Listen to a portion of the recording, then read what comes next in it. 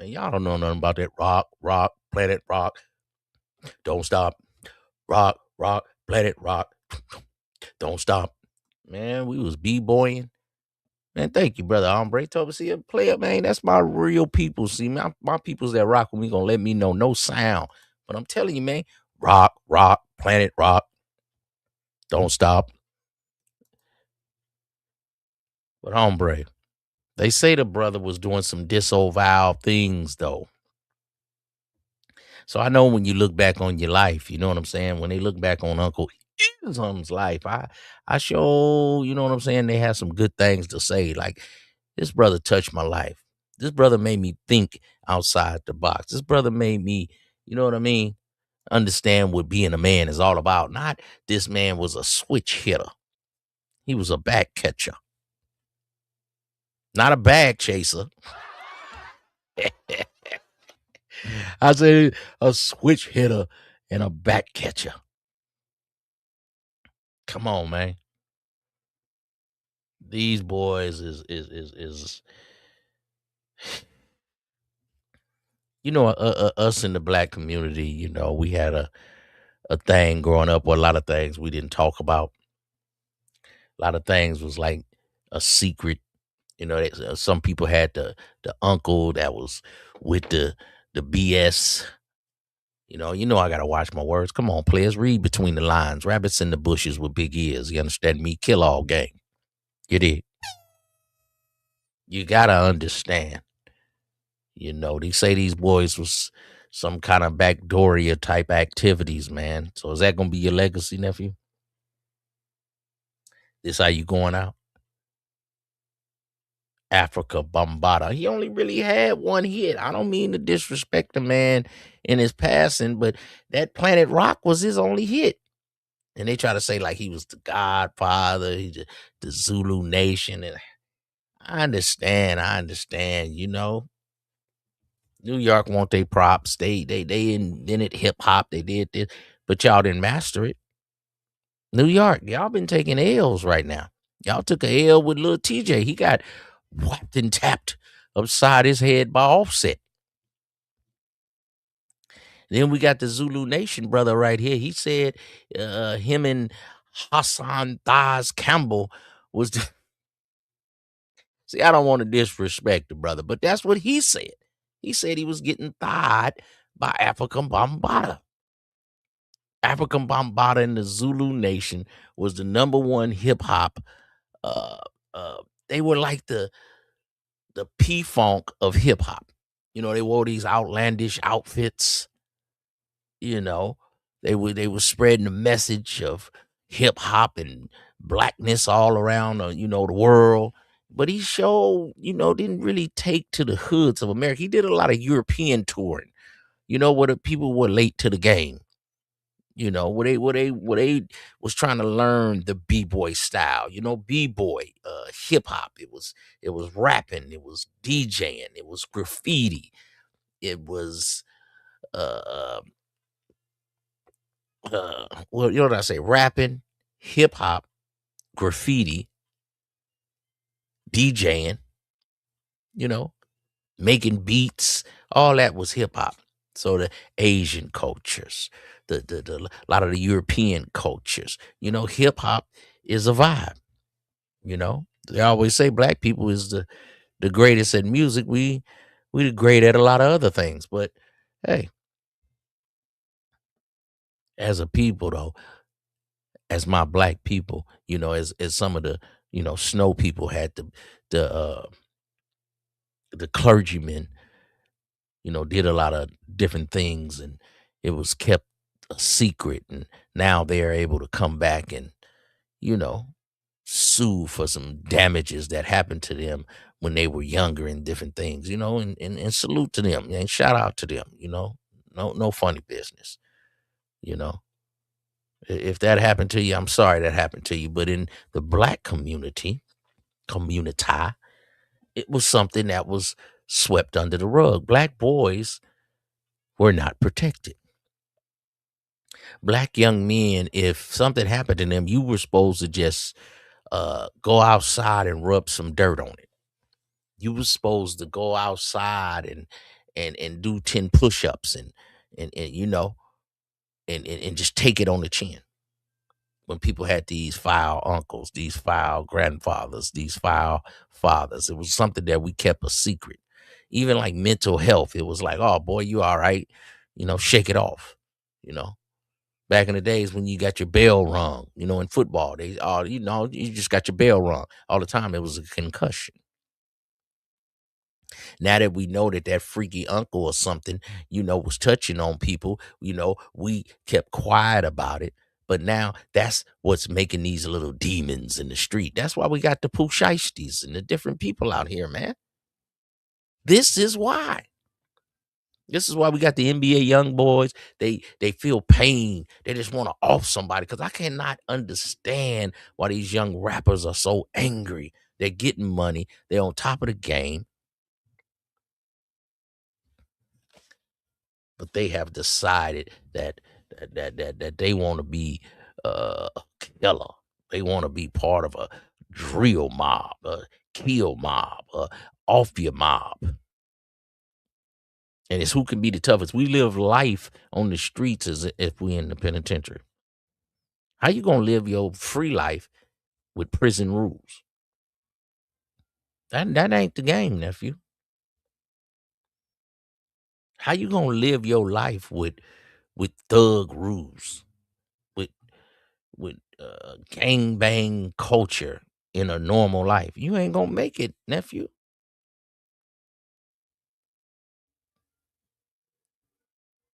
So I know at the time we needed black people to show up in hip hop, and I used to try to be an old rapper back in the days.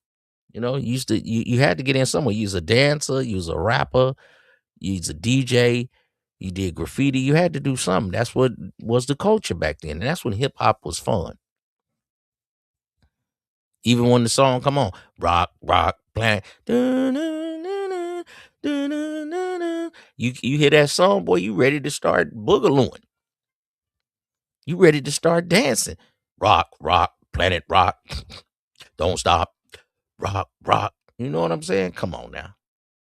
Action cleanup. What's going on with you? How you feeling this evening? Appreciate you pulling up in here with Uncle Ism. Some say with the wisdom. Maybe I can help you on your journey, man. Maybe I won't be like Afrikabambaataa and lure you in with the trappings of hip hop and fun and fame and riches. And all the time he's trying to take your britches.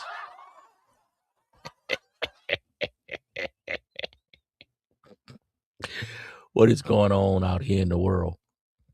How you doing? Oh, Afrikabambaataa. Man, I never really could get along. Ooh, baby. Baby, can you give me some air in here, baby? Ooh, I don't want to overheat. Hit the AC, baby. Ooh, there we go. There we go. Let's get a little smooth grooves going on over here, man. Let's get something going on. Whew. Yeah, man. Oh, Afrikabambaataa. They say he has left us in this realm, you know, in this realm. They have a lot of different realms.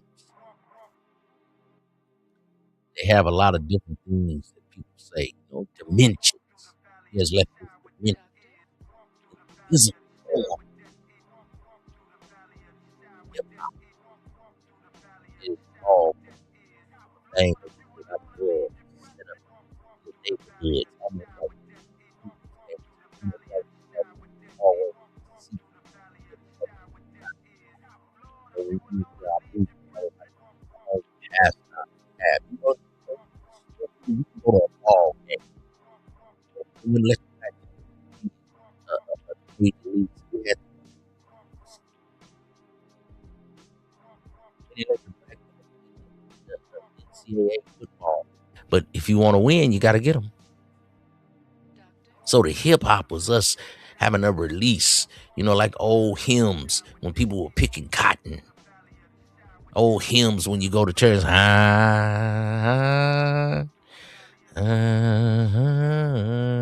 You know, it's just something that black people did to make them feel better as a people.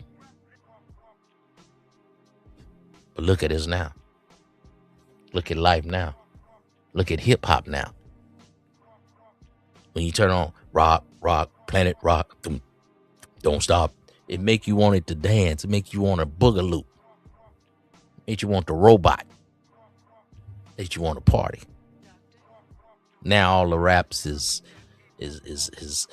disavowing somebody. It's disrespecting somebody. It's drilling somebody. It's funny how things evolve. We had more of a us against the man. It was black power. I'm black and I'm proud. Say it loud. I'm black and I'm proud. But now it's, I don't like him. I gotta drill him. Because his mama live on 89th and my mama live on 92nd. We can't even go 2 blocks. How can a man see his future? How can a man dream and he can't even go 3 blocks from his home? So hip hop has evolved to demon hop, to kill hop, to drill hop. You don't even have honor and integrity. What are you talking about? Brothers used to live by a street code. When you say, hey man, I want to buy this, and you paid that man. Or if not, you said, hey man, I'm going to take care of you. And that's what you did. You stood by your word. The handshake contract. Same way hip hop. Afrikabambaataa, he was around when, hip hop was fun. It was empowering. They had a group called X Clan. And then they were supposed to be some type of backdoory or some type of brothers that was disavowing some childrens. See, I can't, I don't deal with all that. I don't respect none of that, brother. The worst people in the world is thieves and people who mess with children and the elderly. Because you'll be there one day. See, we don't teach that anymore. Respect. Respect is something that has left. Now, we're going to respect Afrikabambaataa tonight because he passed away. He one of the pioneers of hip-hop. But I sure would hate my life works and people have to bring up these allegations. They're gonna pull the best and the worst. Does his contribution to hip-hop outweigh the things that he's accused of? Hassan Campbell say he, touched him a little bit. So we know this happened. Hassan Campbell seemed to not have a problem with it. He said he had a problem with it, but he went back for more. He was in awe. He was in amazement from when hip-hop was boom bap, when it was black power, then when it started changing to gangster rap.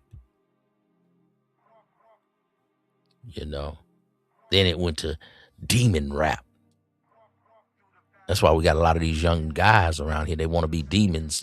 They want to off each other. I feel like a lot of them might have been touched. A lot of them might be crying out for help. Oh man, the rabbit hole in the game is deep. Some of these young brothers that always want to do something to another brother, they might be out here with a cry for help.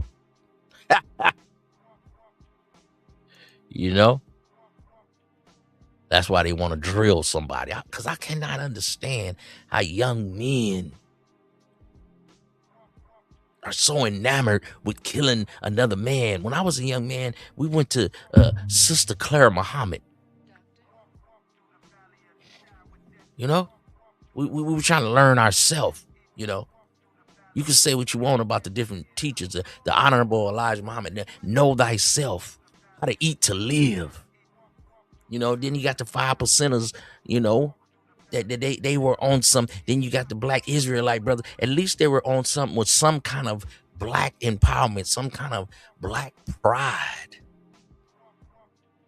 I'm black and I'm proud. Say it loud. Now it's to the fact we don't love each other. We have women that don't even love their husband. We have children for the wrong reason, and this is why we making little demon rappers. That's serial killers. Because you didn't make the baby of love. Isn't she lovely? Made of love.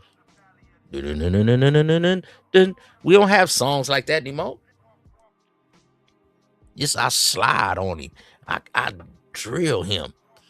And then they speak on what they do. I never learned coming up as a young man. If you wanted to be a gangster, man, a gangster move in silence. Y'all tell all y'all business on Instagram and in your rap so you can play it over and over and over.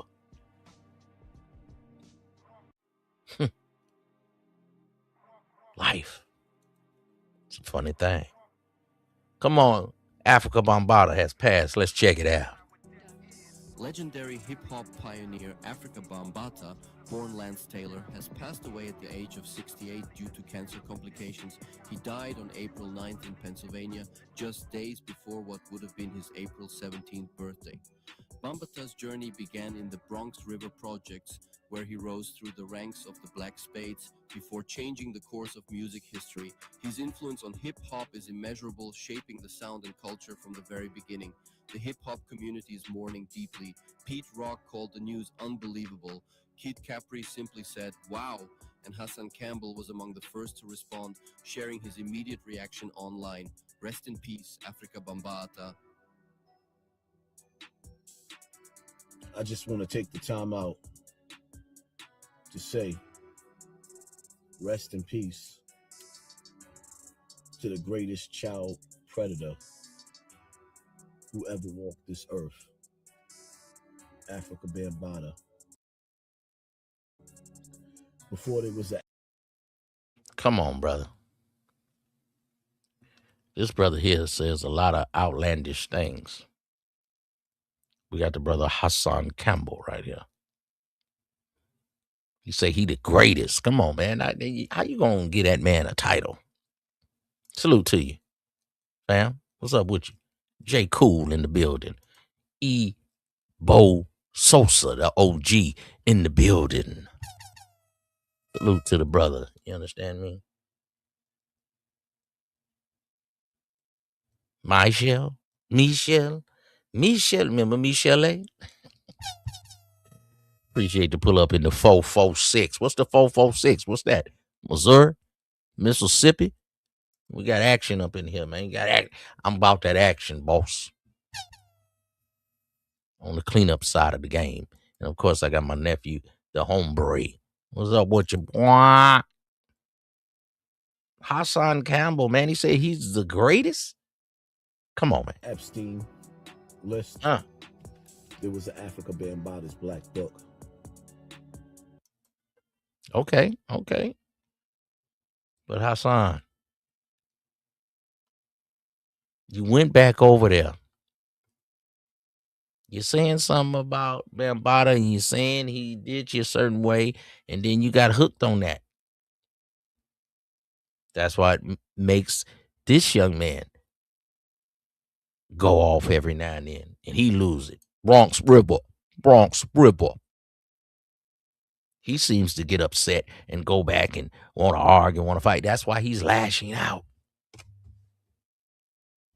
These little demon rappers, the Little Dirks, the King Von, they're lashing out. They want to drill somebody. Maybe they've been touched. Maybe something happened to them, fam. You know, in the black community, we supposed to just take that on the chin, rub some dirt on it. Get up, go to school.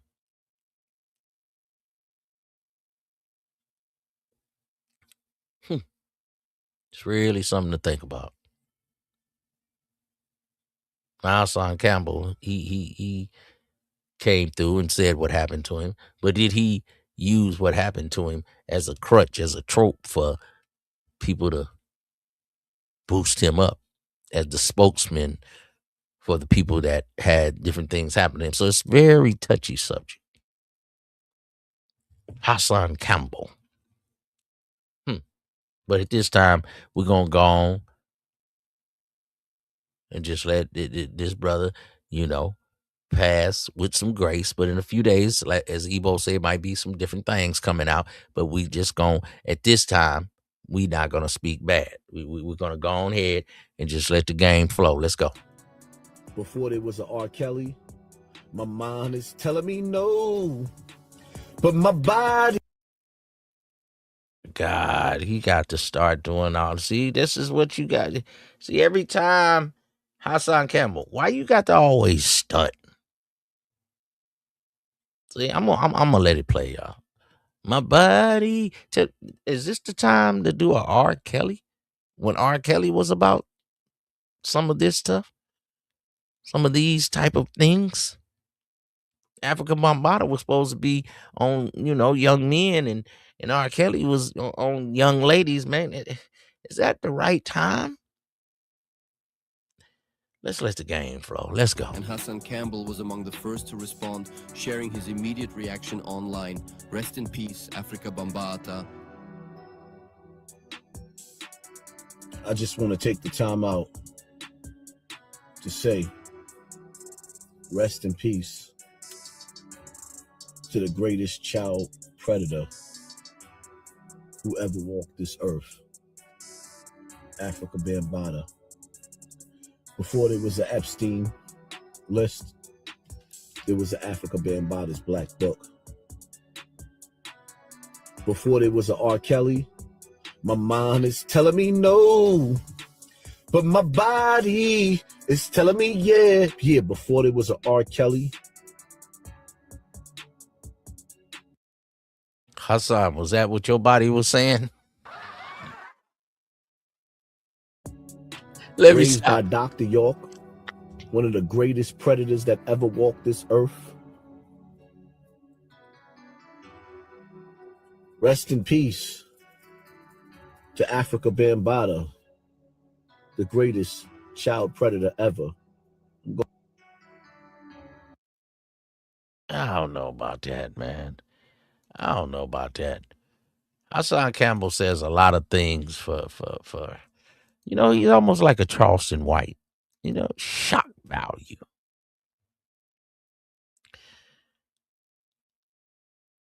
Hassan Campbell, you're an interesting character. Let me just say that, none the least. I don't want to say nothing bad or too crazy at this time, but whew, brother, Hassan Campbell, you're an interesting figure. Okay, so at this present time, we're gonna get into a little of the Gucci Mane. Gucci Mane done got into it with Pooh Shiesty. Pooh Shiesty is one of the dumbest criminals around. Maybe he wasn't made of love. He was on demon time. So when you make a little demon, don't be upset when you make a demon. Involved in the robbery and kidnapping of rapper Gucci Mane have been arrested. Officials say the alleged ringleader behind the attack was rapper Pooh Shiesty. Our Preseda Olguin has been on top of this story and has the latest. Aside from learning that the ninth and final suspect has been arrested, we've been able to obtain video which shows the FBI at Pooh Shiesty's home the day he was arrested. Take a look at that video. This happened in Memphis. Federal authorities say Shiesty was the ringleader behind the attack on Gucci Mane here in Dallas. See, Memphis, y'all have got away from y'all roots. Memphis roots was music, and AKA Memphis was Pimphis. They got a player type swing. Hey, man, say, man. They ain't really gonna trick on the batch. But now they have got away from their roots. It's a 60% black city, and all they want to do is drill. That incident happened back in January at a music studio located off Dallas Parkway. The DOJ says Gucci Mane and two others were allegedly kidnapped and robbed at gunpoint. They say. Pooh Shiesty, did you think you was really going to get away with this, brother? You look at the camera right there. They can see it's you pulling up your pants. Well, why do y'all always want to be gangsters and criminals and you got your pants sagging, bro? Nephew, that ain't the game. See, when real mobsters were in the game, they was gonna have their children be lawyers. They was gonna have their children be doctors. They was gonna have their children be senators. So he passed some laws. See, we carrying on generational curses with the Afrikabambaataa thing, touching on children's. The generational curse of you went to prison, your father went to prison, now your kid going to prison. Dang. When we gonna break that? 9 people were involved, including Pooh Shiesty's father and Big 30. For background, Pooh Shiesty signed on to Gucci Mane's record label. All these rappers are fake, y'all. They're trash. Back in 2020, and according to the DOJ, Pooh Shiesty is the one who set up the meeting to discuss his recording contract. As alleged, Williams Jr. produced an AK-style pistol and forced one of the victims to sign a release from the... And he there with his father. Your father didn't tell you this wasn't a good idea? Nah, son, this ain't a good idea. Oh, I did my first drill with my dad. He was my code. See, these are demon children. They wasn't made of love. See, isn't she love? No, isn't he a demon? And his mama talk like a demon. Say, man, hey, man. And y'all love this. This is ratchet, debaucherous, low-life culture. Trash. Recording contract at gunpoint. The remaining conspirators displayed firearms and robbed the other victims of Rolex watches, jewelry, cash, and other high-value items. Pooh Shiesty was released from federal prison in October and was placed on home. You was released from prison for robbing somebody. You ride in a McLaren. Slime Green. Hey, Slime, you gonna rob the man for some $1,000 tennis shoes and a pea of some tree. Then you lose your $40,000 that was in your knapsack. Soccer Docker. The $40,000, that's why the game spanked you. Because you didn't want to give up the $4,000 for the little tree and the shoes. And it got you 5 summers. See?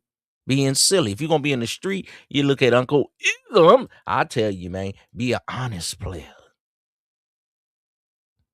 So you ain't honest, man. Ism, how you going to be honest in an immoral game? Well, you in the wrong game. See, we had men that stood on integrity. See, that's what real mobsters was. They weren't going to let their children be demons. It's ridiculous. Hip-hop culture from Afrikabambaataa, when it was fun, has now became demon hop, drill hop, and it's trash. Confinement for a previous conviction, meaning that it's likely he was wearing an ankle monitor at the time. Yeah, let's show the watches. Let's show what we just stole.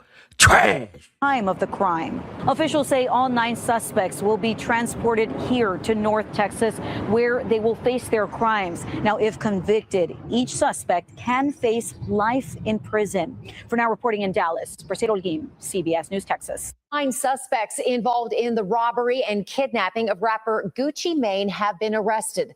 Officials say the alleged ringleader behind the attack was rapper Pooh Shiesty. Our Mercedes Holguin has been on top of this story and has the latest. Aside from learning that the 9th and final suspect has been arrested, we've been able to obtain video which shows the FBI at Pooh Shiesty's home the day he was arrested. Take a look at that video. This happened in Memphis. Federal authorities say Shiesty was the ringleader behind the attack on Gucci Mane here in Dallas. That incident happened back in January at a music studio located off Dallas Parkway. The DOJ says Gucci Mane and 2 others were allegedly kidnapped and robbed at gunpoint. They say 9 people were involved, including Pooh Shiesty's father and Big 30. For background, Pooh Shiesty signed on to Gucci Mane's record label back in 2020. And according to the DOJ, Pooh signed on to Gucci Mane's record label. What is attractive about this? Maybe I'm just, old school player. But every video we pointing like we shooting somebody. Why y'all always got to want to kill somebody? You don't want to live your life. You don't want to enjoy your children's. You don't want to get old with your old gal. You don't want to go fishing. You don't want to get your old dog and get you some property and enjoy your life. No. I want it all at 25. I gotta be rich. I gotta have a Rolls Royce. I gotta stunt. I gotta have chain. I gotta put money on top of my head. I don't see the appeal. Back in 2020, and according to the DOJ, Pooh Shiesty is the one who set up the meeting to discuss his recording contract. As alleged, Williams Jr. produced an AK-style pistol and forced one of the victims to sign a release from the recording contract at gunpoint. The remaining conspirators displayed firearms and robbed the other victims of Rolex watches, jewelry, cash, and other high-value items. Pooh Shiesty was released from federal prison in October and was placed on home confinement for a previous conviction, meaning that it's likely he was wearing an ankle monitor at the time of the crime. Officials say all 9 suspects will be transported here to North Texas, where they will face their crimes. Now, if convicted, each suspect can face life in prison. I guess that life in prison sounds good to y'all. Y'all young bucks, man. Y'all like that. That life in prison, that sound cool. I don't get it, man. I do not get it, man. Yeah, man. Oh, Wish Doctor, man. Y'all go check out Wish Doctor, man. Subscribe to his channel, man. Oh, Afrikabambaataa, man. I was around when this was, going on, man. We used to have a good time. We used to go party and different things. We didn't stand around on our cell phones. You know what I mean? We didn't stand around on our iPhone. We used to actually interact with each other. And Bambaataa was a staple of hip hop. He was a pioneer of hip hop. When it was fun, it was hip hop. It was blackness. It was empowerment. It was X-Clan. And all the time, he was Backdooria. Soccer dog. Legendary hip-hop pioneer Afrikabambaataa, born Lance Taylor, has passed away at the age of 68 due to cancer complications. He died on April 9th in Pennsylvania, just days before what would have been his April 17th birthday. Bambaataa's journey began in the Bronx River Projects, where he rose through the ranks of the Black Spades before changing the course of music history. His influence on hip-hop is immeasurable, shaping the sound and culture from the very beginning. The hip-hop community is mourning. Said his influence was immeasurable. He only had one song, bruh.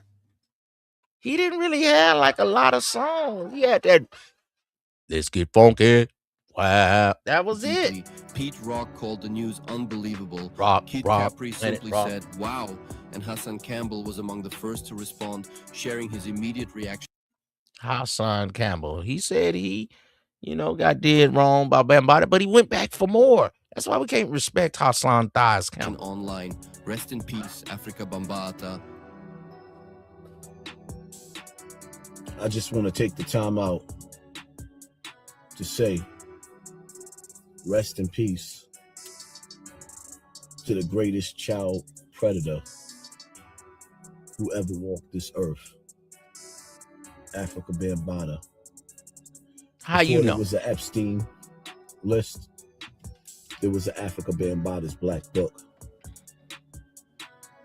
Before there was an R. Kelly, my mind is telling me no, but my body is telling me yeah. Yeah, before there was an R. Kelly,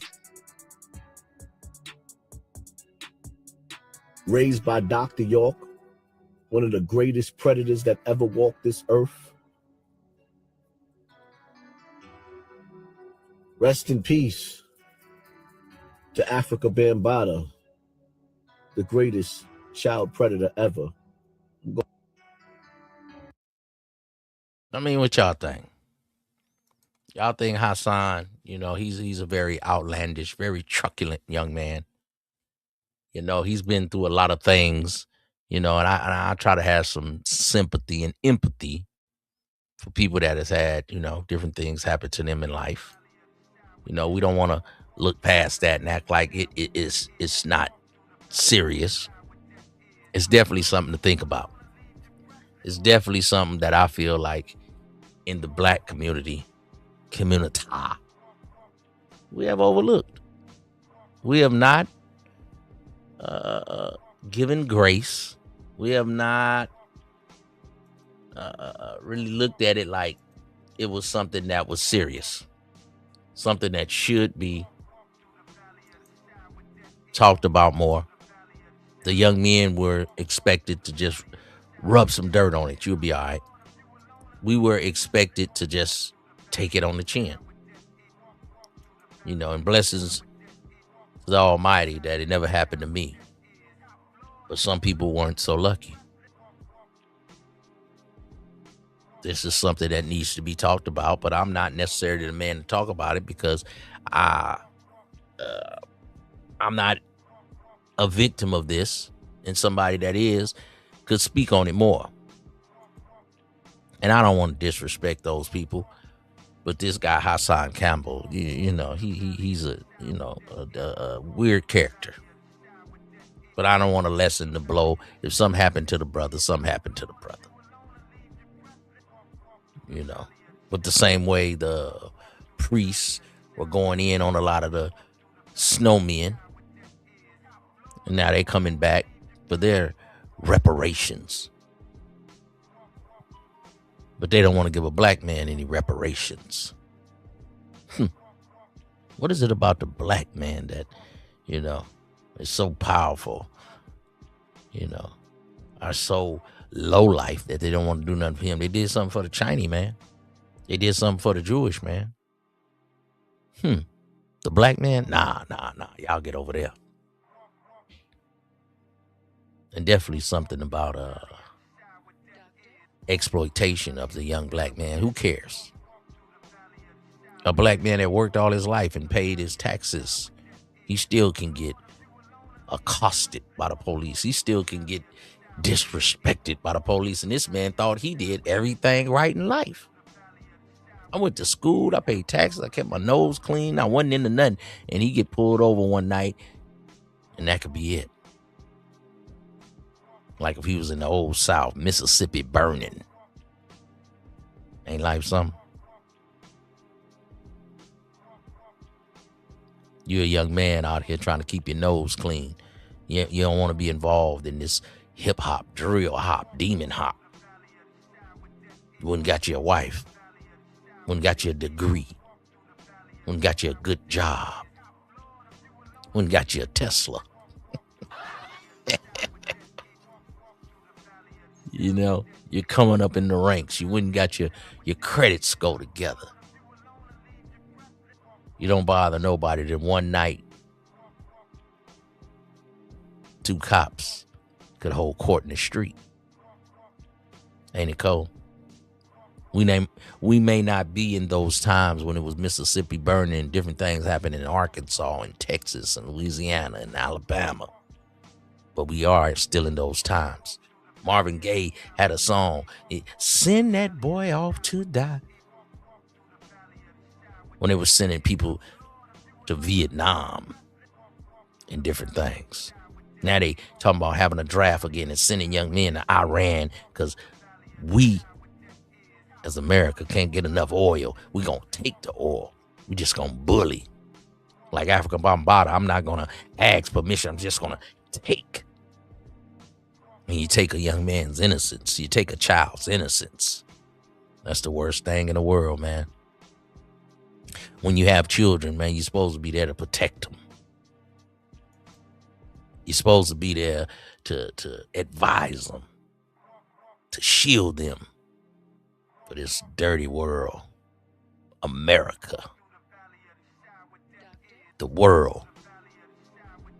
The lies. The government. Who's telling the truth? As a parent, you gotta be the truth. Tell your kids the real. As a man, you gotta be the truth. Your essence. Your presence. Your teachings. What's gonna be your legacy, nephew? Is your legacy gonna be Afrikabambaataa? You touched on some children's? I sure hope not. Because even in a place they call prison, supposed to be one of the lowest places in the world. It's like one floor from hell. It's like one floor from being in the ground, from death, next door to hell. But maybe somebody touched on that man. Maybe he didn't get diagnosed. Hurt people hurt people. That's what they say. I'm not an expert, but I've seen it. family, people around the family, children you seen at a young age, you knew something was off or wrong. He was lashing out.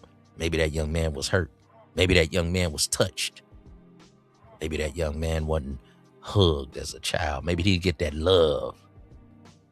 Maybe he didn't get those instructions from his father, those teachings on how to be a man.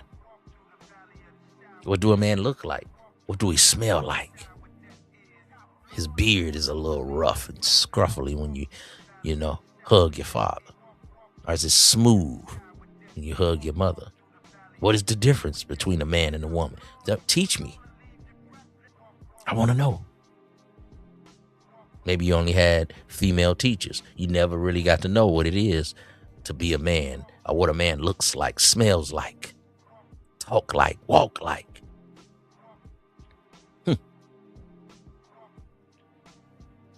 Ain't life something? Who has the instruction pamphlet for life? For one of these demons catch you one night and change your whole life, man. You think you getting involved with a rap group trying to come up in hip hop, and then a brother touch on you. Was it your fault? Did you leave yourself open?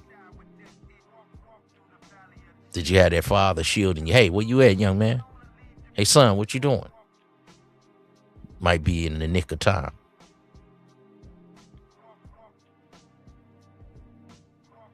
As a parent, you just navigation for your children. And they still could not listen. Ain't it funny? But do you want your life to be when you in your pine box, when it's your time to leave this earth in the physical, do you want people to speak on you in a discouraging light? Yeah, this man sitting in this pine box right here, he touched on children. Damn. This man in this pine box right here, man, he touched my life. He gave me some words of encouragement when I was down. He gave me some lessons, you know, some pillars that I live by to this day. You know, I crack a lot of jokes with y'all and, you know, say different things. But if you really listen, man, there's something in there for you, nephew.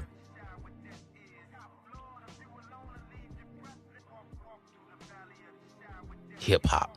Look how it has evolved. Black people, look how we evolved. When I was younger, hey, man, you played sports or you was in the street hustling. Hustling was live. But as Bum B say, we didn't hustle because it was live. We hustled to survive. But they got so many legal things you can do now, young man. It's all up to you. But you get yourself involved with the wrong people, the wrong group, the wrong characters, the wrong friends, because you ain't a leader, because you're a follower, and you'll end up like this brother right here, Hassan Campbell, led astray. Or somebody you looked up to. Somebody at your church you look up to, and they see a weakness in you. Next thing you know, he tell you, come by the house. We're going to read some scriptures. Next thing you know, he touching on you or doing something. You didn't want to say it. Now you're an older man and you still living with those demons. And you lashing out. You wonder why you can't have a good, solid relationship. Maybe it's something in you that was undiagnosed, brother, because somebody touched on you. Maybe you need to get that off your chest, brother. Talk to somebody. Don't lose your mind. Mind is a terrible thing to waste. But I sure hope when I leave this joint, somebody say, hey, man, that brother right there, I used to just watching the way he dressed. You don't know the people you affecting. Wherever you at right now, you don't know when you walk outside. It's a young man like the way you match your clothes. I remember when I was coaching football, a young man said, hey, coach, you always match your clothes. I said, wow. Ain't we supposed to match our clothes? But the young man seen it in me. Maybe he didn't see a man of a younger age matching his clothes. Maybe he only seen his grandfather and everybody else were women.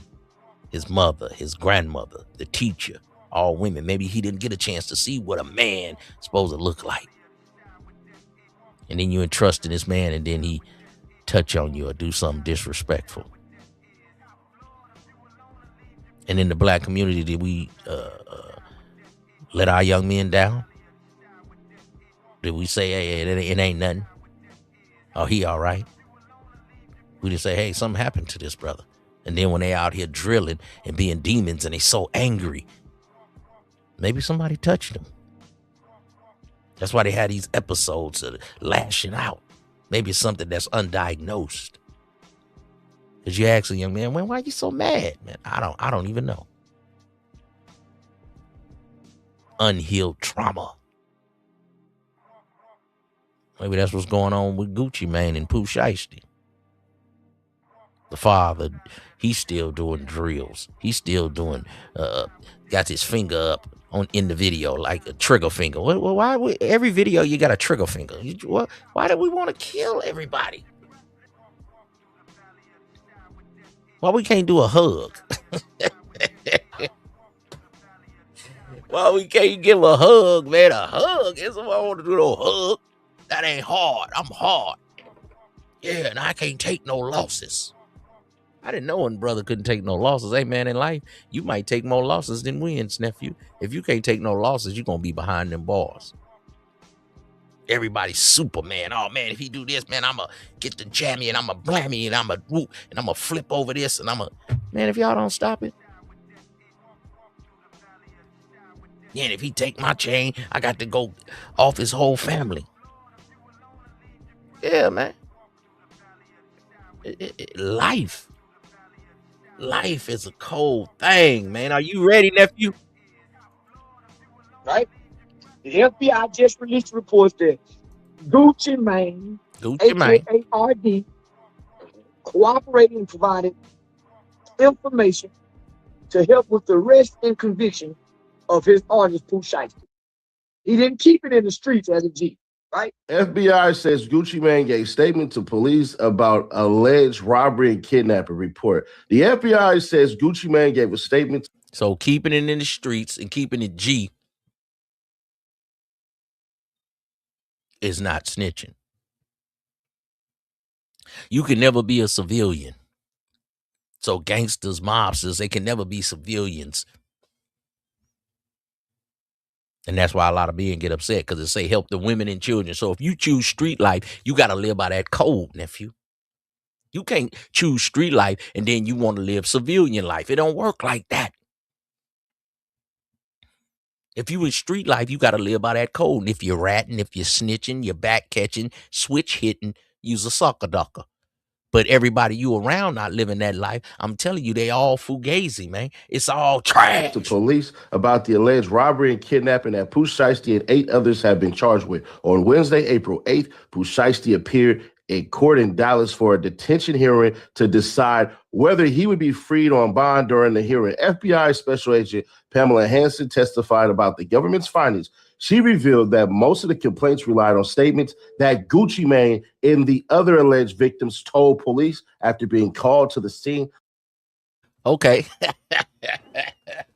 Well, I got my brother right here. What's his name? Silent, huh? Let me see, make sure. Yeah, brother Silent J. Hey, man, I feel you. Because Silent J, my father is not really a hugger. He might shake hands, but he 85 years old. He come from another era. My dad was born in like the 40s, something like that. So I feel you. But me, I'm a different dad. I hug my kids. Even my boy, we do a hug. I don't care if you don't like it. Because when my sons, they have another sister. Their sister told one of my sons when he didn't want a hug, he was acting like a sucker duck at about 16. And his sister had to check. She say, no, every time your dad hug you, you acting funny. That's what she said. She say, no, you acting funny. Because she had watched me interact with my boys over the years. We give a hug. But my father come from a different era. I can't really make him hug. We might do a handshake. He come from that tougher than leather, grit, nails, you know, cowboy. You know what I'm saying about? Bass Reeves. See, go look that up. That was the real Lone Ranger. Oh, Uda.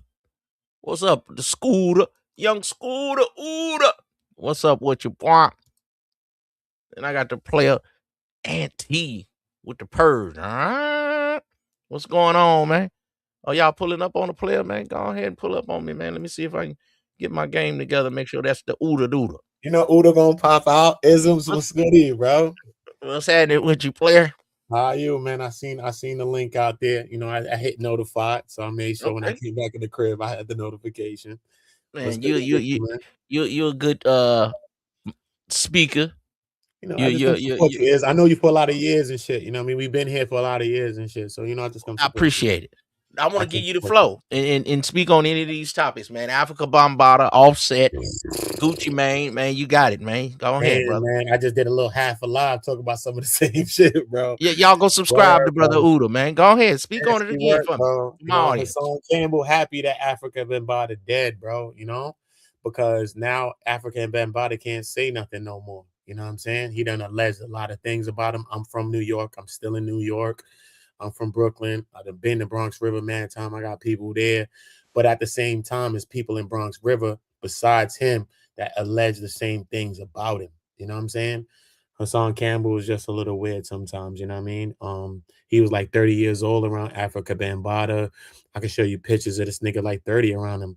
He was giving this nigga money, buying his dog's food, bro. You know what I mean? It was a lot. You know what I'm saying? So it's so many things that's connected to things. So if things happen at a child, but he was around him as a grown-ass man. So with him being unalive, I don't know what he did or not, because other people did allege things. But for him being unalive, that's a good thing for Hassan Campbell, because nobody is there to combat the things that he want to allege against him. You know what I'm saying? So that's where we're at with him. You know what I mean? Facts. You know, Pooh Shiesty, he wild out. You know what I mean? But I respect it and I understand it, you know. When I looked it up, I seen some other people had alleged some stuff on this brother. Then I seen the Star Report did some interviews, but it was such a touchy subject in the black community. A lot of people just kind of swept it under the rug. You get what I'm saying? Nah, they ain't sweep it under the rug, son. Everybody brought it to the forefront. Sonetta was the first person, and I beefed with Sonetta. Sonetta been lit, son. How many years did it take? I just watched the beef with Sonetta at the African parade like the last couple of months ago. It took some years though, Uda. It wasn't like they brought it out when they first claimed it. Like swelled, and then it had to come out. No, but Sonetta is the first person that brought it out. They put together a whole like a big thing in an auditorium, and they like let Hassan come out with his speech about what he was saying. This is how Hassan came out with this whole story. But then after Hassan came out with the story and Sonata them helped him, a couple of weeks later, he was like, yo, y'all try to set me up to get unalived. And that shit was crazy. I'm like, what? So let me ask this, because you're a New York brother. So this was kind of a New York thing. So was Afrikabambaataa like part of the first like B1 Israelite black movement? Was he trying to involve the hip hop with the whole thing on it? All of it. Okay. He's kind of like, Afrikabambaataa is a powerful person in a way, right? Because like Dr. York was a powerful person too. Like Erykah Badu, a lot of people studied under Dr. York. Dr. York got 139 years, bro. I used to speak to his daughter, all that. I spoke to people in his camp in the New Orleans. But at the end of the day, at the same time, when we look at it in a whole thing, you know what I'm saying? So Hassan kind of used a lot of shit, you know what I'm saying? So if it is what it is, you know what I'm saying? So Hassan want to kind of use it, want to say he got thied. He came out with the thigh thing. They said he got thied. He's the one. That's why they call him Hassan Campbell, because he's the one that said, he tried to get in my thighs. He was trying to clip him, but he was in his thighs. This shit is weird as shit. It's like a lot of weird conversation. You know what I mean? So it's like you kind of trying to tiptoe around some stuff. If something happened to you, it happened, bro. So you kind of acting like something happened to you, but something didn't happen to you, bro. If it happened, it happened. Let's just keep it real. Let's just be honest about what happened. Come out with it. Just come all the way out with it. Don't come out with it. So we could 84%. Just come on with it. Yeah, bro. Let's come outside. But that's embarrassing, though, bro. That's embarrassing. It is, but he jumped out the window. So what's embarrassing? It's embarrassing to me and you, probably, or anybody else. But he jumped out the window and went full force to speak about it. So it's not embarrassing like that when a person. So is you come saying out. the full force went in Hassan too? The group full force? No, he said he got tied. He said he got tied. He said he got tied. He said Bambaataa was between his thighs. He tried to thigh him. That's Hassan's well, you words. said full force. I thought because there was some big old buff dudes too, and they used to be singing high pitch. I didn't know if they was some Sweetwater niggas. A lot of Sweetwater niggas on earth, but him, I'm telling you the truth, bro.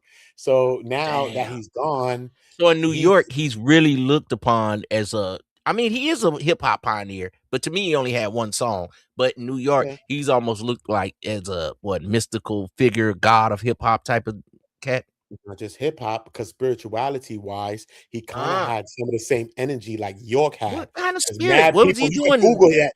What is he doing? People that was there, they studied under him. Though I see a lot of black eccentric stuff, like they on YouTube. People following the people that's the Kemetic guys on YouTube. So he was more in that Kemetic type, black Israelite the type black of vibe. Afrocentric thing. So we been following that thing. So imagine that shit was before Sinetta was outside. Sinetta then went to 300,000 being who he is. But Afrikabambaataa been outside before. Don't forget about the player Sue Rossetti, Lieutenant General. Sue Rossetti, that's my man. Said he was the last shooter though. He was one of the last shooters, bro. He was deep, bro. I ain't gonna hold you, son. Regardless, what was that episode Hassan had when he went back to his hood and they started shooting at him? Was that fake or was that real? It was no, they was against him, bro. Because at the end of the day, Hassan pushed an energy that's like that, and people was lining him. You know what I'm saying? So maybe it didn't go to the level that. So did he really get shot, or was that fake? I don't know, man, but I think it was kind of real. Probably, I think it was possibly real. But he's gonna embellish and maybe heighten it more. You know what I'm saying? But at the end of the day, instead of you coming back to Bronx River and holding it down, putting it down for some young people that's there, imagine, right? Because I got 8 monetized YouTube channels. You know what I'm saying? Okay. I came and did my thing and got monetized. You know what I'm saying? But you got monetized off of your actual experience, bro. You know what I mean? So how you never help no young people that been through the same actual experiences that you've been through? That's what I'm talking about. You want to talk about gold chains, you want to talk about money, you want to talk about everything. How you don't take some money and help some of the young people that's in Bronx River that you think went through some of the things that they went through, bro? Okay. This is what it's about, bro. You gotta stop it. When we go through things, you gotta stop it from happening to somebody else, bro. Well, brother, Mick. If you feel a certain way, then come up here and speak on it. Then he's saying these allegations ruined his legacy. Whose legacy? But if you're gonna say that, then the Sue Rossettis, the Sinettas, all of them got to be trash if they followed this brother. Because I remember I used to listen to X Clan because I was into my, I used to wear a little Unk chain and different things. Because I come from the 80s. I was a 70s baby.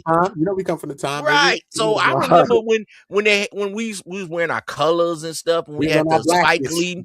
Yeah, I was in my blackness, bro. I'm serious. I get it. I'm from it. You know what I'm saying? Word. I'm from it. You know what I'm saying? But so, but other people besides Hassan. What's going to be his story then? What's going to be Bambaataa's story? Bro. A legend or a child both toucher? Both, bro. Maybe he might be a legendary predator, bro. I don't know. You know what I'm saying? It might be a mixture of both. You know what I'm saying? At the end of it, because guess what? He's dead now. So we never get a chance to get to the real truth. He's never spoke about nothing. He's always took the high road. And Star was one of the first people besides, I'll tell you, the next lady that was there, son. Her name was with an L, like Lee. I forget her name, right? These people was there, right? So when Star found out where Afrikabambaataa was. They always like, yo, we're going to pay for the lawyers. We'll pay for you to do it. He never wanted to do it. Hassan didn't want to do that. Star is the first one. He said, I know where Afrikabambaataa at. He gave Hassan the locations, everything, bro. Hassan never did nothing with it, bro. Star is one of the first people, bro, besides a woman that was there. I think her name is Leona or some crazy shit. I was listening to Star. He was saying he didn't want to do it, but he's a New York brother. So this was kind of like something that was going on, and a lot of people in New York, for the black people, it was Black Power, it was hip hop, it was all a movement. And when you believe in these people and something like this happened, it's like hard to believe. and then he brushed it off. So I kind of brushed it off until Hassan came out years later, and then he kind of came back up in my mind. But I was around listening to hip hop back in his day, you know. I agree. But when Star came out, they was offering to pay for the lawyers. Star came out one day and was like, "Yo, I know where Afrikabambaataa at." Gave him the address, gave him the addies and all that. He doxed him. He gave him the addy direct addy to him. Doxed him right to him though. They didn't dox him publicly. Gave him the doxation. Do your thing, homie. We ain't do nothing with it. Don't stop, nigga. How niggas violate your thighs and all that? You ain't pop out. Stop, bro. Let's leave it alone, bro. You know what I don't like either, though? When I seen Bam in like a little interview that they were showing 11, 12 years ago, you can't never believe a nigga that got on glasses doing an interview. Never in life. Remember that other dude that was on YouTube and and I don't know how he got suckered in. Him, Anton Daniels, and the lead attorney was up there. Which the next nigga? Who's the next nigga? And they was talking about him messing with younger women. It was a dude. He was a big YouTuber. Who? Polite? No.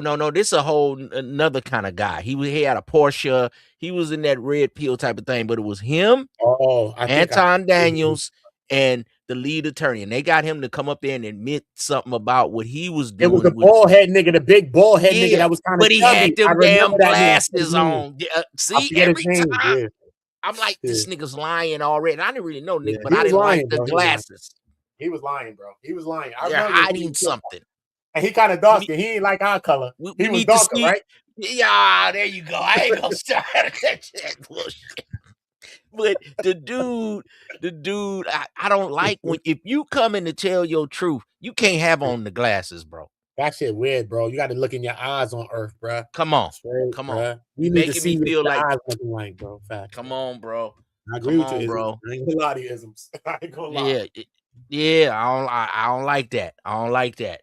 You know what I'm saying? I agree with you totally, bro. That shit was weird. Okay, so I want to go to this. Let me go to the Gucci Mane. Okay. Is Gucci a businessman now? Is Gucci above the game? Because Gucci used to rob a lot of people. So did the game come back on him? And is it snitching because you're a businessman? I mean, you say no snitching in hip hop, but everybody snitching on everybody. Y'all it's fake. Yeah, it's all fake, bro. It's all fake. But besides that, when it comes to Pooh Shiesty, it's a lot, bro. You know what I'm saying, bro? Like all of Gucci artists is like unalived or they're like in jail, bro. And that's like some of the same thing that we think about Diddy when we think about Diddy's catalog. A lot of people is gone on jail or dead or some shit. So at the end of the day, you know what I mean? We start to look at you, right? But besides the other people that's gone, Enchantment, all the other people, right?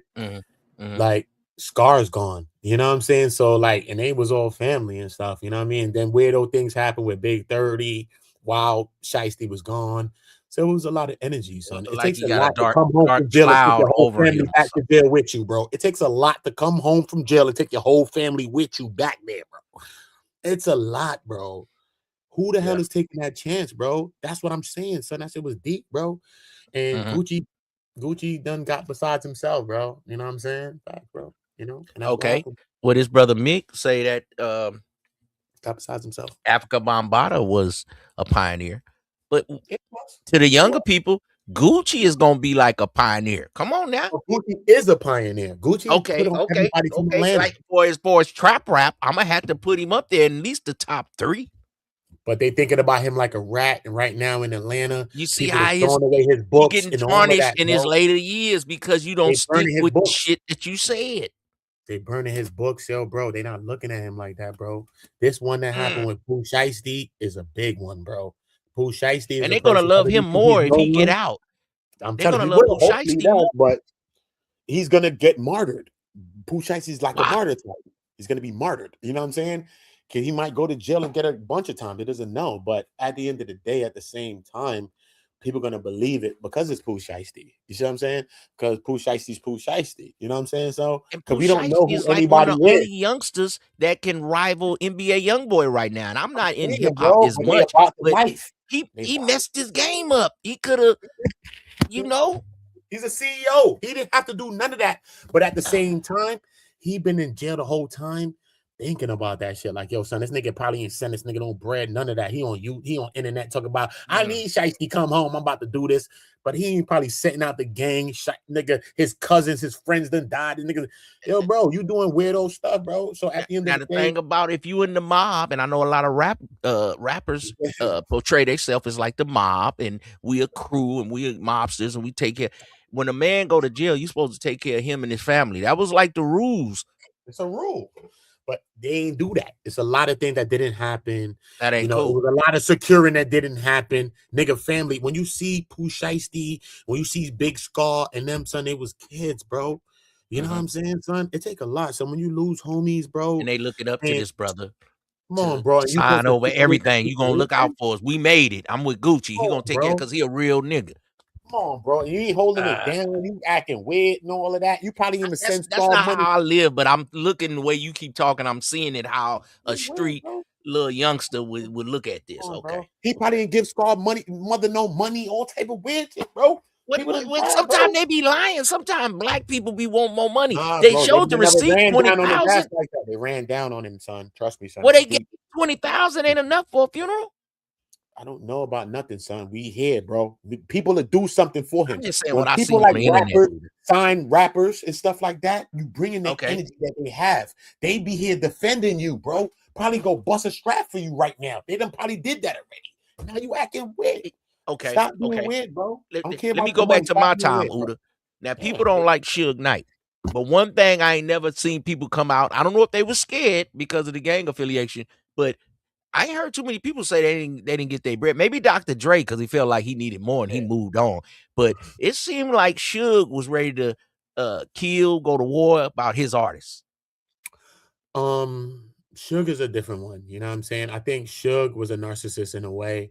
And I think Suge, a lot of things went to Suge's mind. You know what I'm saying? So maybe Suge wanted that. But did you hear somebody say they didn't get no money? Or if they got locked up. To leave his ass too, bro. Everybody want to leave Suge, bro. So it doesn't matter, bro. Suge is running a different type of, you know what I mean, operation, bro. So he was running a D-boy type style. But crazy, bro. So you want to get up out of that. They heard a lot of people come out and say that he didn't. Maybe they scared to come out and say it.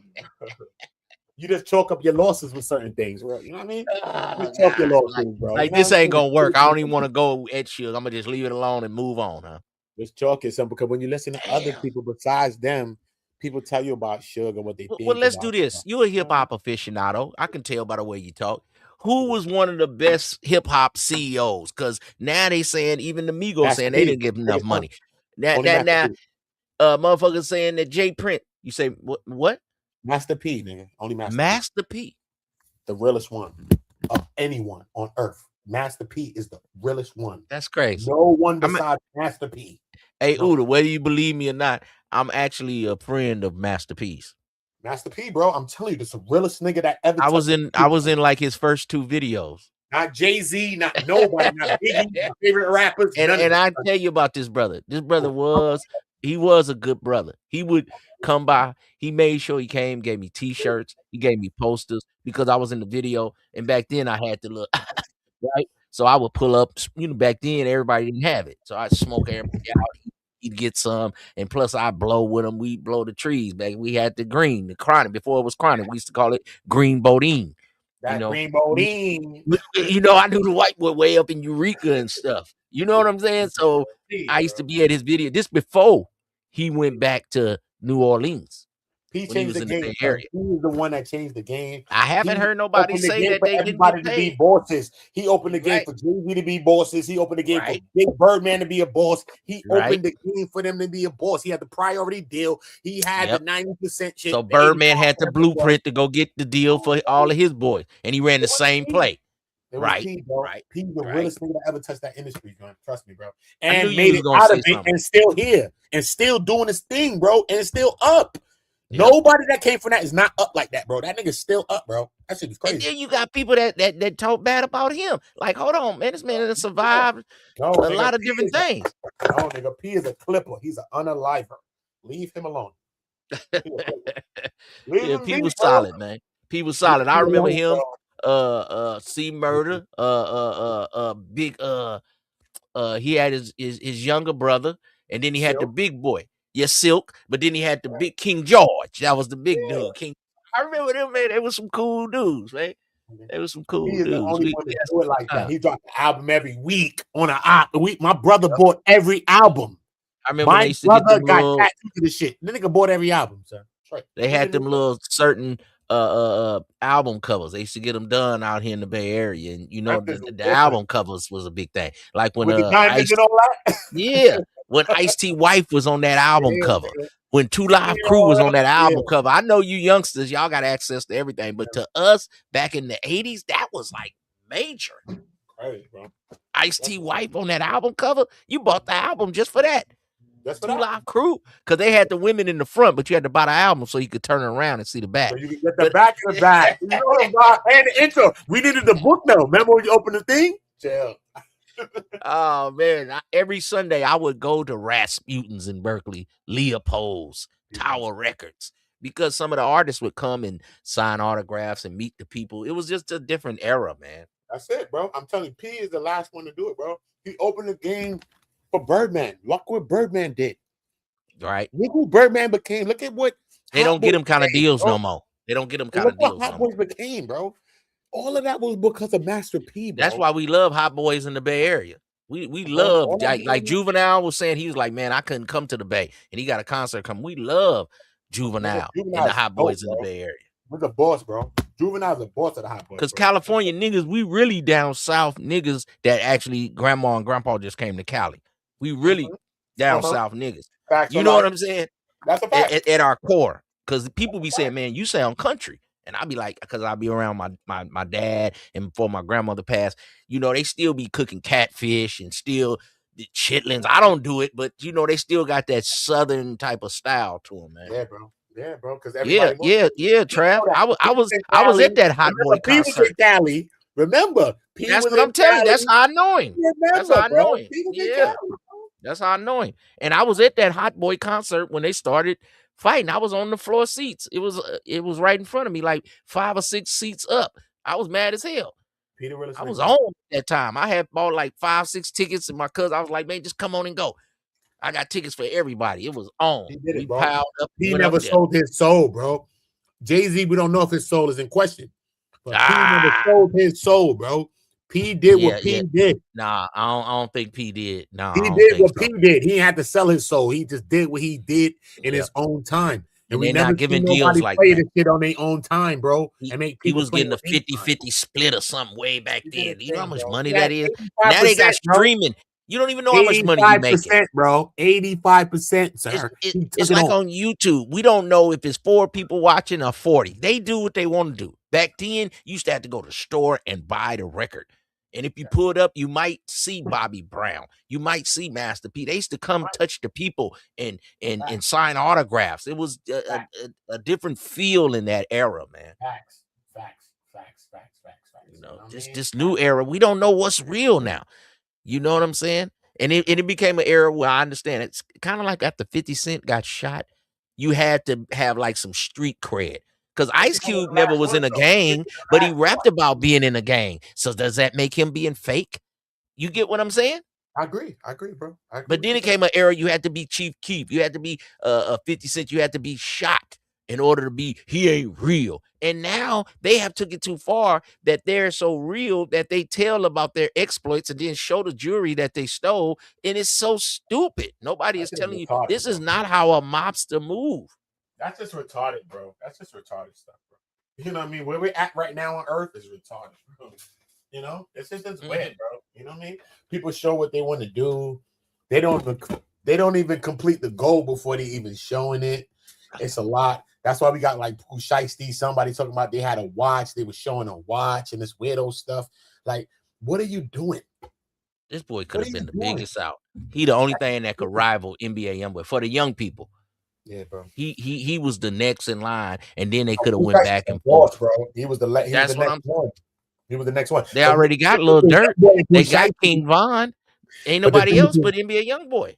That's a fact. But remember, they was all together though. He loved them. But at the same time, with Mhm. Pooh Shiesty just chilled out, but he had to get this nigga up out this deal though because Gucci is trying to play games, bro. You know what I'm saying? He had to get about that because he thinking like a CEO. You know what I'm saying? He thinking like a boss. He wants to put his mans on. And this man is in the way of me putting my mans on for real.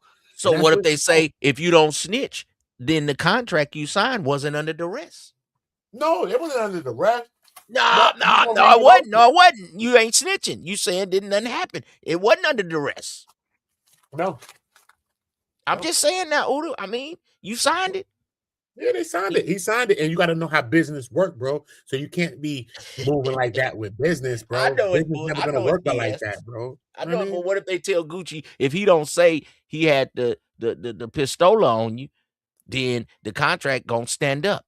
So either snitch or he out his contract. Which one you doing? Which one you doing, Udo? It's not just about that, you know what I'm saying? Because, you know what I mean, whether he signed it or not, you know what I'm saying? Because, you know what I'm saying, free him if you want to free him. But it was more things that went down, most likely, allegedly, you know what I'm saying? So it's a lot, you know what I'm saying? So he's robbing other people. You robbing my cameraman. Like, come on, bruh. You robbed them all. What you talking about? We on your body, bro, for the street, bro. I got a cousin of mine. He say his name is Fat Shiesty. Gucci was the same one, but he say his name is Shiesty. Was the So same how you guy. gonna trust him? So okay, wait a minute. So you saying Gucci used to be like that, so it done came back on him 20 years later. Yes, Wow. bro. Pregnant Gucci was the same guy, but My he mind is got blown twins, now. he done got money. The money changing him. Oh man. But Gucci, pregnant Gucci, they could have never did that with fat Gucci. Pregnant Never. Gucci. They couldn't do that with pregnant Gucci, bro. Gucci would have wild out. You know what I'm saying? He's changed, bro. He's getting money. It's a lot of things going on, bro. You know what I'm saying? So It's a lot, bro. Gucci man for the things he used to do, because I Yeah, seen some old clips. They were Remember, saying the people he under couldn't you be in was strong. BMF because he keep robbing everybody. They say Gucci was the boogeyman. He was. So Shiesty was thinking he can't snitch because that's against the code. But then they want to come out. I don't know if it's true that Shiesty father is a snitch. How can you believe anybody nowadays? I don't think his mama snitched. No, it's I think they dad. talk too much. They say I it's think dad. niggas talk too much. No, it's the difference between snitching and just talking too much. You just But stupid. no, they got a paperwork that they were showing that his dad was a informant. Yes. Wow, I never knew that. That's crazy if that's true. Yeah, I've been checking this story out, and they saying Yeah, that his please. father had got some lesser time to rat on somebody. So I Wow. mean, see now Shiesty probably thinking his father is the solid. We the realest nigga, because that's the whole thing about rap. We the realest niggas. Them other niggas fake. If he Facts. come out that his father was snitching, That's crazy. That's crazy, bro. That's like you snitching, bro. It doesn't matter, bro. It's the same thing, bro. That means you snitched. Nobody all the thinks young no thug people separation. snitch. But I I'm think just saying, people. if your dad snitch, you snitch, bro. People ain't gonna live it down, bro. They're gonna say that you He snitched. said too. his dad was his first co-defendant. You know what? It was a battle rapper, Charlie Clips. Charlie Clips pop snitched one time. Everybody battle rapped and said your pop's a snitch, bro. You know what I'm saying? He was a kid, bro. His pops was a snitch when he was older. But what? They cursed him out every day and said your dad was a snitch, bro. You know what I'm saying? Hip hop is a funny thing, man. You Hip know what I'm hop saying? is That's a his dad, bro. funny I never thing. grew up with my dad. That's my dad, bro. He was snitching before I was born, probably. Oh, okay, wait. Then we was talking about childhood trauma. Yeah, bro. That's telling you. So let's talk about if you want to. Okay. How do you feel? Because your dad wasn't in your life. Do you feel like he let you down? Do you feel my dad like was in my life. certain My dad things? was rich. He been in my life my whole life, nigga, till he died, nigga, gangster. Oh, My so dad your was- dad was in your life. Yeah, he fucked with me all day. My dad was a boss, nigga. Okay. Gangster, Now, I thought you bro. were saying he wasn't. If we got No, my anybody father in my life, in the chat that father wasn't in your life and you feel like it Nah, he was in my affected life. you, pull on up on the stream. Because my Nah, my father, he was in my life, Uda, but my father ended up doing 30 years in prison. Oh, okay. But when I was young, 1 through 12, okay, he was in my life tough, and it was back in the Malcolm X, Black Muslims. So we was that was kind of like a West Coast Black Israelite or a 5%. Yeah. I didn't hear about that till later in life in hip hop. And 5%er is similar to black Muslims. Okay, cool. Okay, so you get what I'm saying? So that was the connection. So when people hear me talk, they be like, okay, even though you're a West Coast nigga, you kind of understand the East Coast, you know, Cypher and the Guard and the 360, the 120. Yeah, I was like, right. I was a kid learning those stuff. I read the 120s and all of that. Yeah. But I think that was the baseline for me not to do dumb shit. Cause sometimes I might have been thinking about doing something dumb and I'd be like, nah, this ain't right. But that was the first levels of knowledge of self-isms, yeah, right? see, knowledge to of live, self, right? and reading the book and all of that kind of thing. The Minister Farrakhan, like that was, I had something to base it on, not just a white Jesus. Because my grandmother was a church lady, and I used to have to go to church with her. But my dad was in Islam, so I had to listen to him. So I got a lot of both, and I think that's what these demon kids are missing. Yeah, bro. Yeah, bro. You're not lying, You're not lying, I'm sure not swear, bro. You didn't get at least a baseline of this is not right, brother. Like, why do you hate the next brother so much? Why every video you got a trigger finger and all you want to do is just kill and you only killing black people? Because in Tupac's song they said it. Why you hate them? Because you hate yourself. You know what tomorrow brings in a world where everyone in this white man's world. Oh, okay, yeah. You know the vibes, nigga. In this white man's world. That shit. Stop playing this. Hey, bro. I had a 89 Ford Bronco Eddie Bauer, green and tan when that was. Oh shit, Eddie Bauer, the leather? What? I had the Eddie Bauer, the green and tan. I used to take the top off and go to Lake Merritt. I had 215s in the back. You couldn't tell me nothing.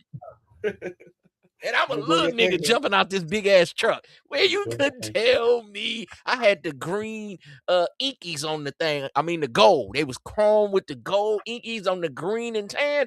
Boy, you couldn't tell me nothing. I with a leather? Come on, bro. Niggas don't know about that. Tell me that. You don't know about that, bro. Hey, man, I used to have bras that I say, look, I'm doing a threesome this weekend. She used to be like, I'm down. And the other broad, I used to be like, yeah. And then that's when I started saying, wait a minute. I might got something in me that I ain't really know. Cause they was just like, I'm with it. We figured it out in real time though. You feel That's me? where he was from. You can't go on Google and figure it out. You had to figure it out in real time. I just was like, this what I'm doing. It's my birthday. And the bitches was like, okay. Because I had the Polaroid camera in the little, the box camera, the box joint. Remember the little box joint? Acting like a portable joint. Stop playing. Yeah, you had to take the picture and then send it to the little place to get it done. Man, I'm taking kind of nasty flicks with the joint, man. You know the vibes.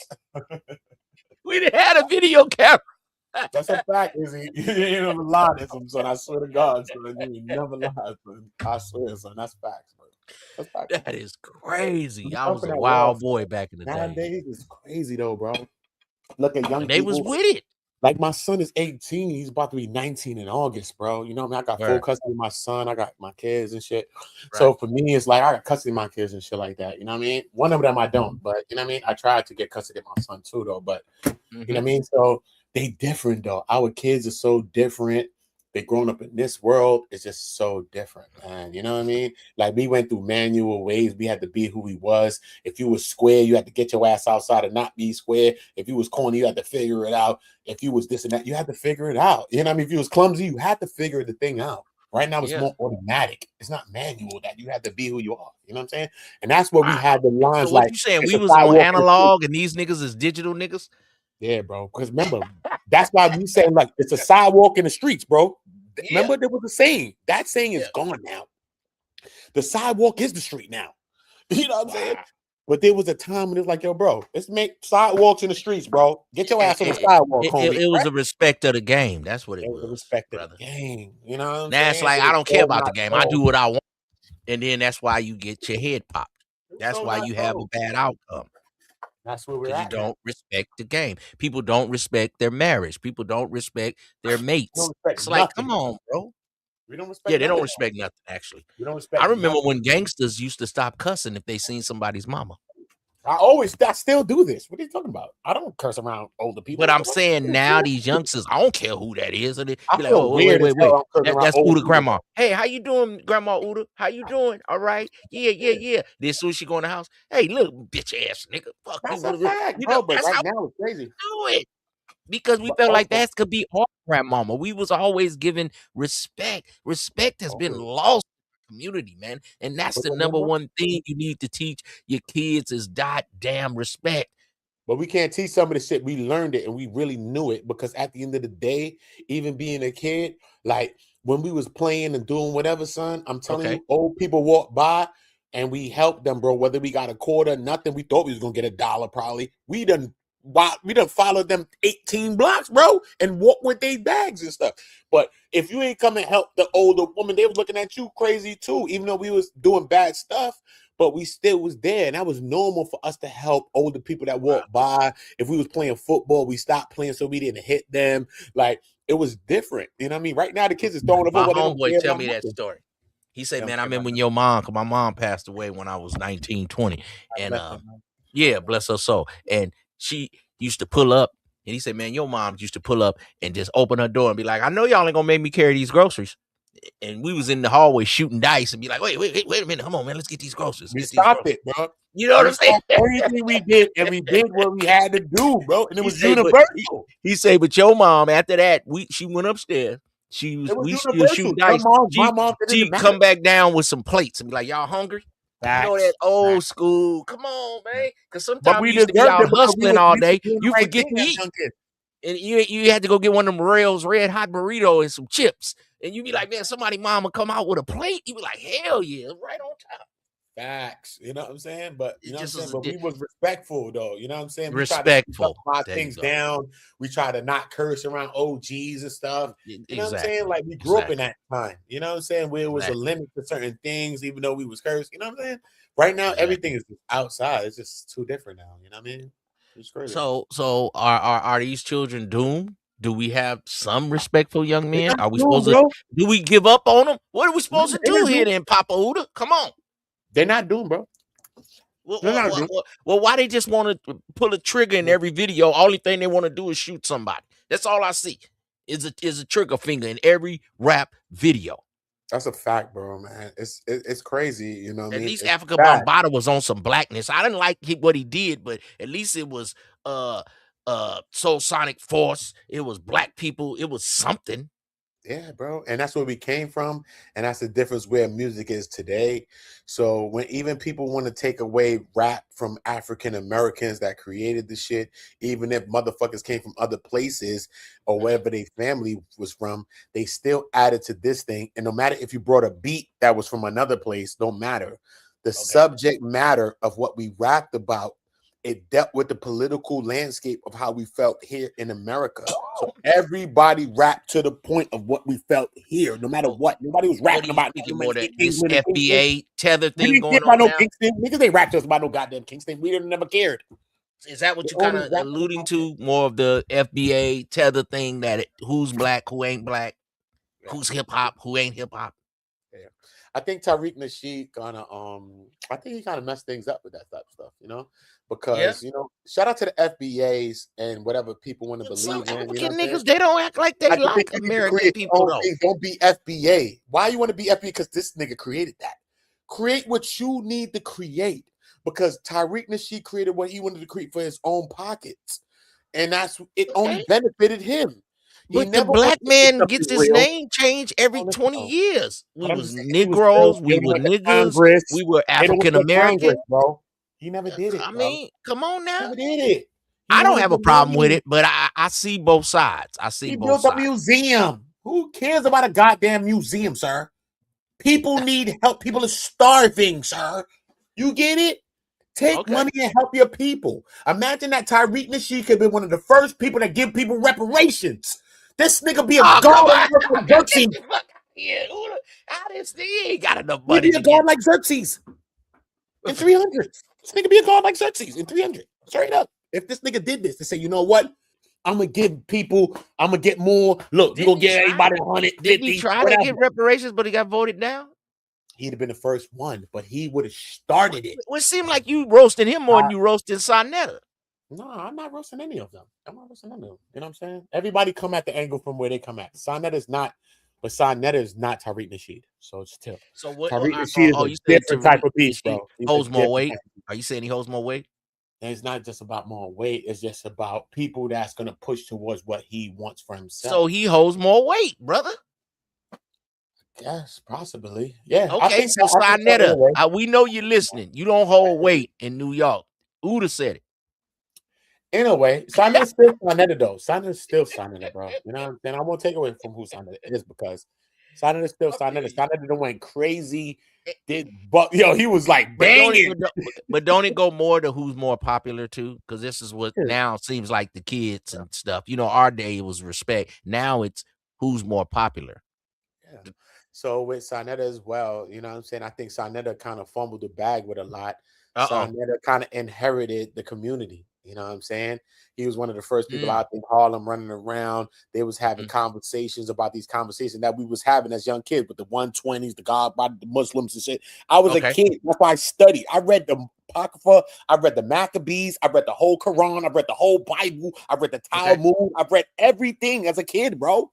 Because I was going to war and banging with these people. We were trying to figure it out. I read a lot of these things as a kid. That's where we was at as kids, bro. Regardless if we was in the streets. We was like that as kids, bro. We was as kids. That my cousin always said, man, you was a grown kid. Yeah, bro. You know what I'm saying? Like as kids at 12, 13, my dad went to the prison. I had to have my house key. I had to know 3 or 4 phone numbers. My mom went home. I had to go to my grandma's house. I had to, move a certain way because you couldn't just call on the phone and know where your kid at instantly. Right. The Jetsons seem so futuristic, but now that's kind of the time we in right now. No, not kind of. We're in the time, bro. We're here. You can actually, because I thought you would never be able to see a person while you talking on the phone. And they had, if you look at the Jetsons, they had flip phones back in the days. They had everything, bro. And I remember we had brick phones, bro. And I thought, my dad had a briefcase phone in the car, and I thought that was just like we rich. We rich. I thought we was rich. Jesus Christ. The big joint, so the big joint, bro. Man, with the stiff antenna on the top? With the antenna. So when I had a brick phone, I thought, the ballers in the 80s, we had brick phones. So when the flip phone came out, one of my homeboys, he was the first player I seen at the club. I'm like 18, 17, getting in the grown club. We was almost wearing like slacks and suits and stuff still to get in the club. So even though I was 18, I was still dressing like grown. He pulled up with that Mustang 5.0 that was in Minister Society. Dangerous. And then we used to have a box. We had the box haircuts. Remember the box? He was the first player I seen. He put the S curl in the box. Nigga, I done had pulled out the flip phone, and he was in the drop Mustang. Oh, bro, I was done. I was like, it's street life for me. I ain't trying to go to school no more. I didn't want to go to school. Because you're older than me, though. But I've been outside so much at a young age that I was outside. I was outside like my whole life, like 9, 10, everything. 12. That was the greatest ever. Like I was outside. Couldn't get no higher than that. He had an S curl in his box. He was like Bobby Brown in reality, not like on a record. I was like, boy, that's what, man, he was so fly with the Mustang, with the top dropped. Oh my God. That's crazy. My God. Crazy. Man, that'll have you want to be in street life. But my son, he's a school guy. His best friend is a doctor. That's why Kane backed this nigga. That's why I was trying not to have my son be in street life. And his friends are doctors. And a guy asked me on YouTube one time, you can't tell me you didn't have no friends that didn't go to college. And what? No, I didn't. Cats wasn't really, it might have been one. Now I see more young men, and the opportunity is there if you want it. It wasn't really there, man.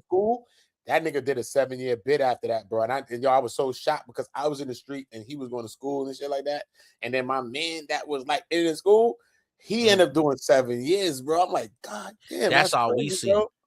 That's what happened, bro. Either you play ball, you had to make it all the way to the pro, because if you come back home, he gonna end up doing a bid some kind of way, and he might have didn't finish his degree or whatever. You know, he was the high school the man, and then he went to Washington State. He came back, and then he ended up falling by the wayside and getting some little robbery charge. Or Everybody I know, for real though, all the people I know, I'm from Brooklyn, so a lot of my friends, Hassan Whiteside, like Sebastian Telfair, I watched. Steph is older than me, but even when I was in Coney Island, Steph was one of the first people that went. So when I was in Coney Island, I never seen people that love basketball like that. They was playing basketball in the snow, bro, with big coats on and shit. And it was crazy to me. You know what I'm saying? Like, what the fuck's going on? And that's why so many people, I watched like 5 of my people. That's how you gotta love it, though. Went to the league. They all if you want to go to the league, that's how you gotta love it. We out here in the snow. My man Quincy Doobie, he went to Sacramento. He was in the YMCA with me in the Boys and Girl Club with me. He used to shoot 1,000 jump shots every day. You know what I'm saying? He went to the league off the jump shot, son. Hey, you gotta be dedicated. Hey, and if you a book smart guy, you want to be an engineer, you want to be a therapist, you want to be a doctor, you might got to read 1,000 books. So you got to be dedicated to whatever you in, nephew. Now I got a question for you, brother Uda. Since I got you up here, my New York homie, man. You tuned in to the Sirism show, man. You know what you're doing. You know where you at, man. Hit the like button. Let's get me back in the algorithm.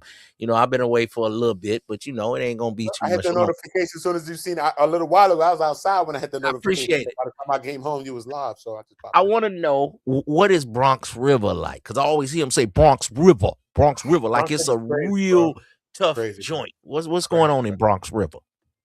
Not just Bronx River. The Bronx is just crazy, bro. I'm not gonna hold you, bro. Bronx is like Afghanistan, because I'm from Brooklyn. So at one point, Brooklyn is just Brooklyn. Right now, the Bronx, nothing is playing with the Bronx, bro. The Bronx is crazy, bro. You know what I'm saying? Like, you got to really move around that shit at the right timing, because you don't know what's going on there. You know what I mean? The Bronx is really, really different. It's like Bronx-Afghanistan. You know what I'm saying? Like, for real. You know what I mean? And no comparison to nowhere. I swear. All of it. Son, you wild. So it's like a Compton. It's like a Oakland, just bigger or something. It's really one of the roughest parts. Because I didn't go to Oakland though, but I lived in LA for a little bit, so I know LA. But it's like different though. But at the same time, what's happening like in the Bronx? It's a lot of young people, bro. You know what I'm saying? It's not like no old stuff, bro. It's a lot of young people, bro. And it's just a lot of unalivings happening there, bro. Like every time you look at the news and you see unaliving, it's not in the How? A lot of people can't even have gats in New York. They're giving up a lot of time for them gats. Nigga, this is why New York is New York, because there's no licenses, but we always had a strap every day. Everybody has a strap, son. 12, 13, 14. Everybody has a strap, and no one's legal. But we all carrying and we all outside. And that's the craziest thing about New York, is that none of us are legal. Besides one of my friends or two of them that was like a CEO and he got licensed to carry because he worked in Rikers Island. Besides that, everybody's illegal with it, bro. Any strap I held, I was illegal with it, bro. Okay. Well, since we talking about illegal, what about the legal packing in Florida and Offset being a degenerate gambler? To me, Offset has no game. He has not a Mac bone in his body. He had the #1 batch in the world, Cardi B. All he had to do was write her some songs, lay that pipe on her. He got 3 kids, and she liked to have threesomes, and he could have lived a player life. But he out here chasing degenerate broads, Selena Powell. He could have made some money with Selena Powell if he knew how to Mac on her. He has not a Mac bone in his body. He's a degenerate gambler. Bro, no, bro. She take away from who you is, bro. You don't need these people to be who you are, bro. You're already who you are, bro. You got Cardi, bro. Why is we doing this stuff, bro? But that's what we always do. We make it to a level of success, and then we get right back into the ghettorifics, like Dr. Umar, bro. Ghettorifics? We get right back into the ghettorifics. Like, come on, bro. Look at Umar, bro. He done got the whole bag. He's still with the ghettorifics. That's your boy, Umar. That's your cousin, man. We gotta stop. Uda is cousin with Umar, y'all. So I'm just letting y'all know, man. This brother right here, man. I'm gonna get up out of it. This brother right here, Umar, is his cousin. I curse him out because I'm telling you, bro. Because like at the end of the day, imagine that no one ever got the love that Umar got, bro. Umar got support from the And he's people. still popping BS. But who supported him? But black women. Listen to me. Black women supported him.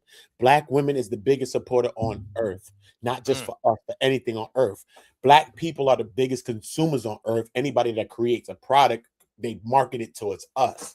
The black woman is the most consumer of that, but she could buy stuff because women buy things when we don't even care about that. You know that women buy stuff that they like to see. We different, brother. You know what I'm saying? Brother, as let men me tell and you women, something. we just different. You know? I got a cousin. He's like a street vendor all his life. He say, man, when I had products, like he go to LA, buy the tennis shoes, buy the t-shirts. He used to do the contact lenses. Then he made a bag on the mask. Then he made a bag on the fake designer bags. That's his hustle. Okay. He say, you know what I learned?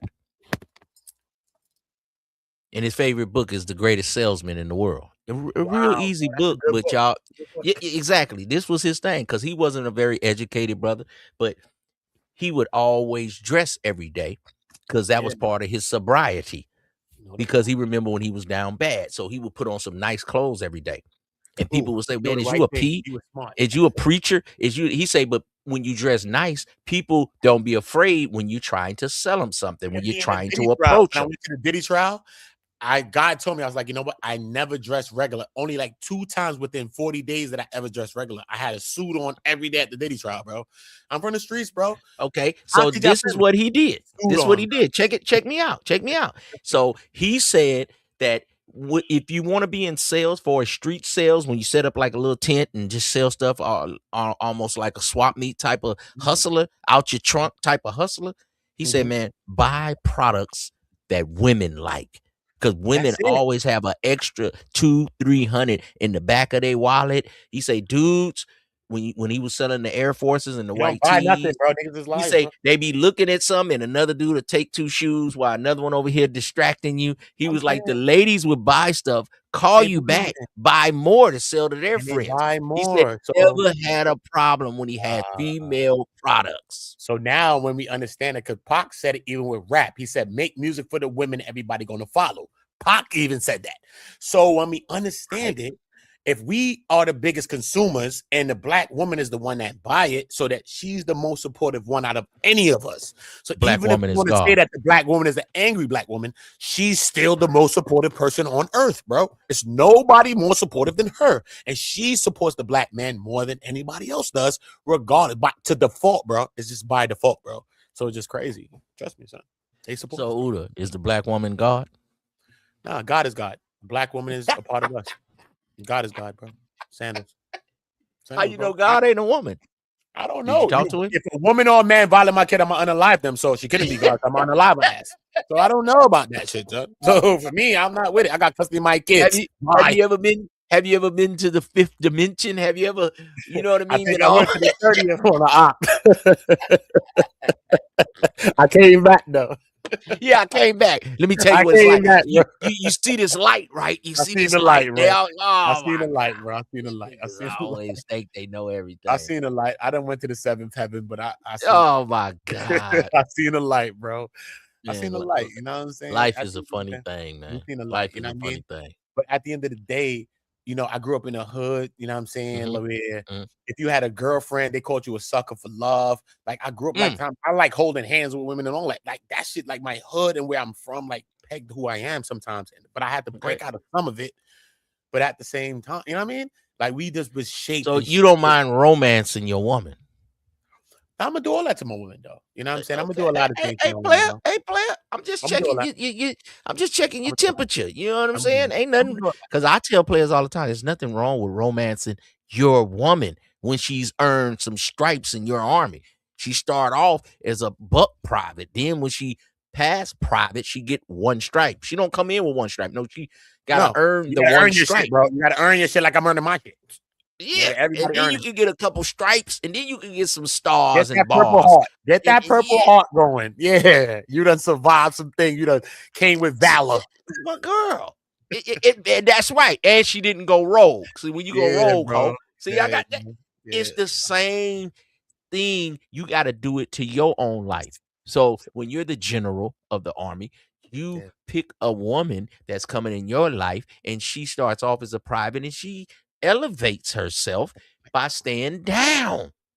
See, the beauty is in the duty. See, the woman that's the 10 is the woman that attends to your business. The game is simple, but y'all make it difficult.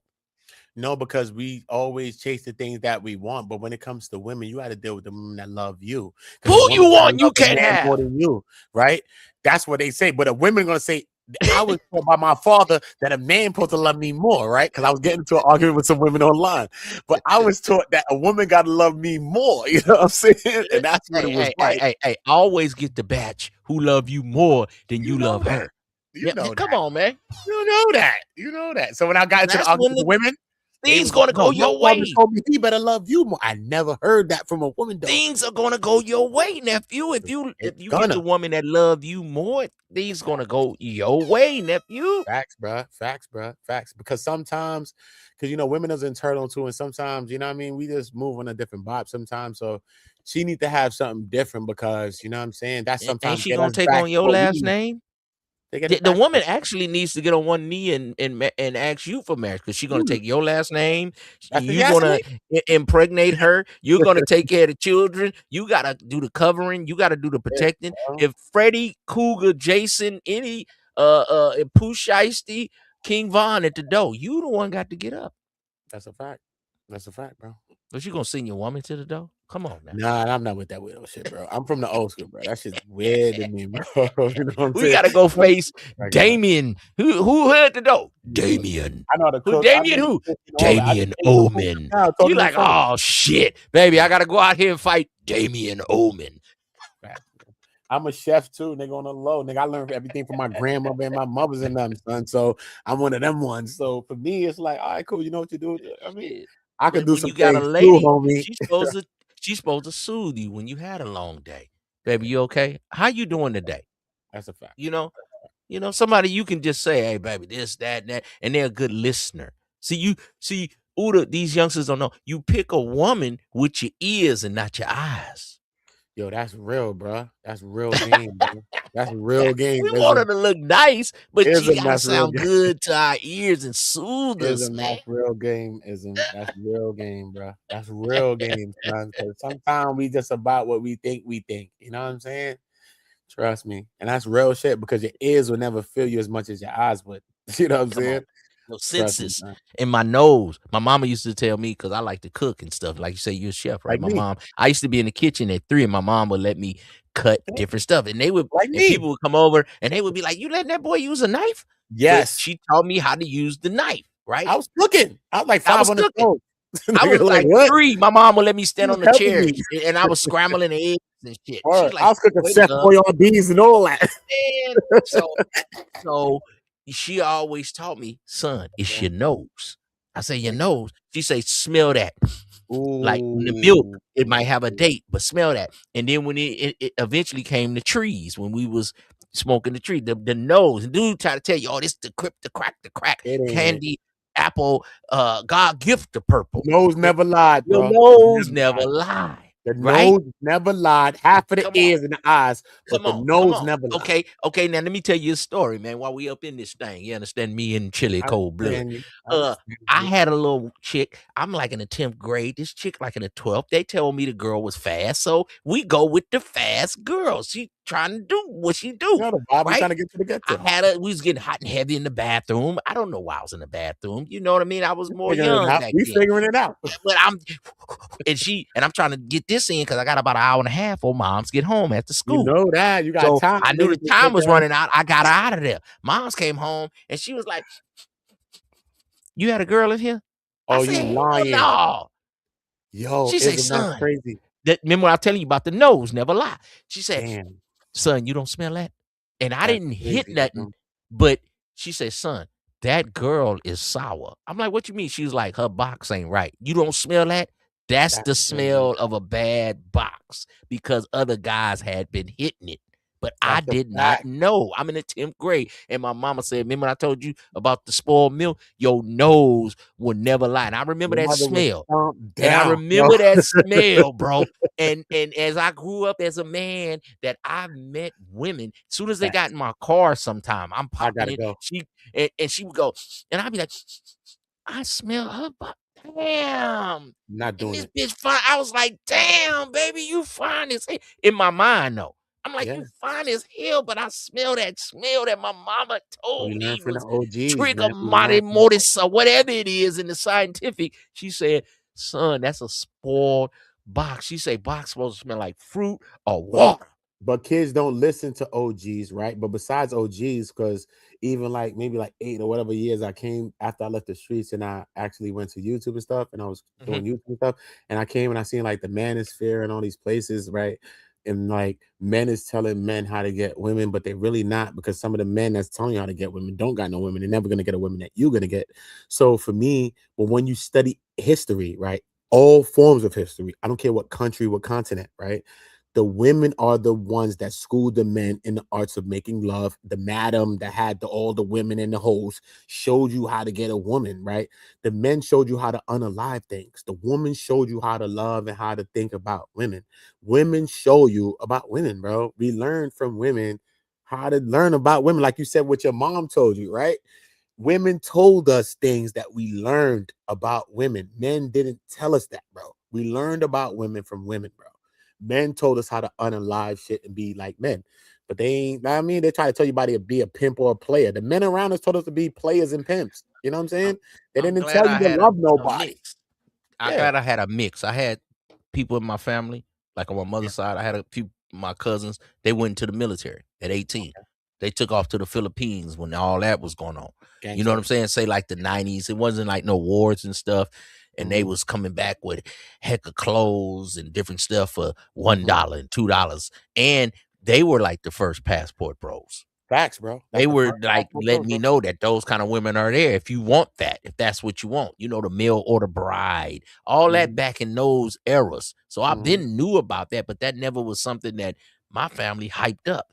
We like organic. Ain't no organic fruit better than GMO fruit, nephew. So when you go to these countries and pay women, that's GMO. That's fake. That's weird as hell to me, bro. That's you weird, having sex with a woman that don't really like you. That's necrophilia. That's weird. I just went on NYC The Future. Just curse his dumb ass out. That's a fact, bro. Because I was gonna see him the other day and slap the shit out of him too. Facts, bro. I'm in New York. These out here because you know what I mean. Y'all just be talking. Y'all talking about black women. Y'all niggas is corny, bro. At the end of the day, and then y'all around Floyd. Floyd is in Brazil, arrested for PDF crimes, and y'all niggas acting like he's still your friends. Y'all weird, bro. Y'all still begging online. I've seen all this coming, man.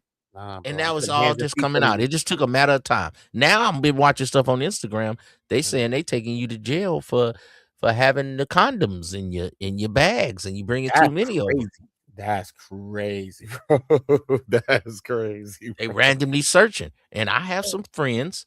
They were more working guys, and they would go over there once or twice a year, and they had been doing it for years before it ever came out with this passport bro type of thing. Is weird. A lot of these niggas is just weird. I travel all the time and shit. So but Uda, now hold on, Uda. You got to give some respect to the married guys. The married guys, I might give you, or older man, I give you some great. I just don't like when young men do it. I think young men should experience organic and knocking her off the mouthpiece, off the muscle. Now, if you're a married man and you a little bit sex deprived, you go over there and get your rocks off. You're an older guy. You just want to have some fun. Okay, but the young men, I don't like it. If you under 40, I don't like that. Yeah, because you're not getting the real mechanics of what you need to get a woman in the right way. And that's how come NYC The Future was in New York. He walked and said, hey, he's talking to women all day. No one's speaking to him. He looking weird because you can only talk to women in these countries because anybody going to talk to your dumbass, bro. You ain't even shaving your beard. You ain't even doing nothing. Like, you just weird, bro. Like, you ain't trying to groom yourself, bro. That's just weird. But you thinking that you failing. But you got to fix yourself up. Be what we learned. You know what I mean? To be. Over there, you're an American. We in America, bro. You know what I'm saying? I don't mean you got to give up on that shit because I got women in this country. I still do every day. So when I go to anywhere else, that's why I could get women everywhere else because I get women here. Okay. You see what I'm saying? So I don't got to go nowhere else to do that. I know I'm getting women when I go anywhere else. I think we don't use America enough. If you're a guy and you're not a Uda, you're not a articulate brother, you're not a brother that the women kind of gravitate to. Why don't you look in Oklahoma for a chick? Why don't you look in Iowa for a chick? Because you're not the normal type thing that the New York girls are going for. You don't have to go overseas. Maybe you look for a girl in Portland, in Washington, in Montana. It's right here for you, nephew. Everything is here for us, bro. You know what I'm saying? So for me, it's like that, bro. So when they preach that type of stuff, it's like weird to me. So you know what I mean? Because everything is here for us. You know what I'm saying? Regardless of what, because everybody want an easy way out. But those women are the same women that's here, bro. Because when a woman get mad and scorned, she's gonna be the same thing, bro. It doesn't matter where a woman's at, bro. You can go in the scriptures, bro. It's gonna be what it's gonna be. So it doesn't matter. If you're bro. gonna be a man, you gotta learn women. You gotta learn women, bro. And you gotta go through the manual route. It's not automatic to learning women. Analog nigga. We tired of you digital niggas. We need analog. I'm gonna make my next show. Analog or digital niggas. You gotta go analog, son. If you really want to know a woman, you gotta get analog, son. You know what I'm saying? Because a woman is different. Off the grid. You gotta know how to use a knife. You gotta know how to clean a fish. Motherfucker be like, what is those scales? Be like, bro, you finna cook the fish with the scales? That's nuts. Oh, what? Hey, some young brothers don't know. I remember scaling fish. Like we went fishing. Scaling fish, bro. I've been since like 5 years old. In the South, man, we used to go kids, bro, doing this type of stuff, bro. They bait your hook one time, but you had to bait your own hook. When I was a little boy, you had to touch the worms. Be like, ugh. They'd be like, no, you gotta bait your own hook. That's you ain't fish. What's your rod, son? Do your thing, homie. You know what I mean? Get to your, you know what I mean? That's the little things about manhood that we had to go through, man. I went through that too, bro. I think that's what we missing. Like if a boy was picking on you, you go outside and have to fight him, even if you lose. But now you go outside and shoot him. I fought mad shit, bro. Niggas that had to jump me. I done went back for 16 niggas. They done jumped me and my man, all that. But at the end of the day, niggas respected us. And this is what it's about. Because none of those people individually would want to fight me, though. It's crazy. Y'all all jump me. But why when I'm pressing y'all all don't want to fight me? That's why you don't learn that till you in prison when nobody got no gun. And that's mano y mano. And more about respect. Because in prison, a lot of things is respect. Just the way you do things is you got to be on point about respect. But in prison, it's kind of like force. So for me, like in the streets, it's like, so I learned a lot of stuff in the streets. So it wasn't just about like jail, because jail is kind of forced because you ain't got nowhere to go. You ain't got nowhere to run. So when you're on the streets and you can figure it out, I remember being like 15, 16. And look, these jokes come yo, bro. And I had to run back. One of my mans ran. Me and my man, Corey, I was just on the phone with my dog. Bro, we stayed. We got jumped, nigga. 7 people fought me. 7 people fought him. It is what it is, and that's how we own it. And we went back to fight them when they was 16 deep. You know what I'm saying? Because this is what it is. And that's what was like, life. You know what I'm saying? And but it was respect. And that's why when a person see me, they know what the vibe is. They be like, yo, bro, they don't want to deal with me. You know what I'm saying, son? Because they get it, bro. If I'm coming back to 16 of you, don't play at me by yourself, bro. But before we get out of here, I gotta go off the cuff. Okay, we have some people in our family. They had a Spartan blood. I got a brother. I got a cousin. They with the shit. They throw. I didn't watch him knock niggas out. I didn't watch motherfucker pull a gun out. Motherfucker take the gun from him and hit him upside the head with it, like some Jet Li type shit. Okay, they with that shit. That's how they live, and they not taking none of that. Play with me, homie. Okay, my older brother, bro. Okay. So what is going on? Is it something in the food? Is it something trying to take that Spartan blood out of the black man with this autism? What's going on? How many? I keep seeing too many people. You know he got autism. Can you help him? Can you? I be like, I've never seen so many people. What is they doing? Are they putting shots in our kids? How is so many people? It's starting to become normal, bro. When I was a kid, it might have been 1, 2 that I knew. It's like starting to be like 30%. It's what we eating. It's what we drinking. It's not even that. It's also the landscape. It's a lot of other things happening, bro. They trying to mix this whole thing. They're trying to turn us into Rome, because we're living in Rome right now. We think we're in America, bro. We're living in Rome. So It's What's a up lot. with this autism? It's a lot that's pushing How? upon us, bro. You know what I And mean? I know you understand because I could hear it in your voice. When we was trying to younger, speak we too wasn't hearing that we type of wasn't stuff. I hearing never that. heard that in my life, bro.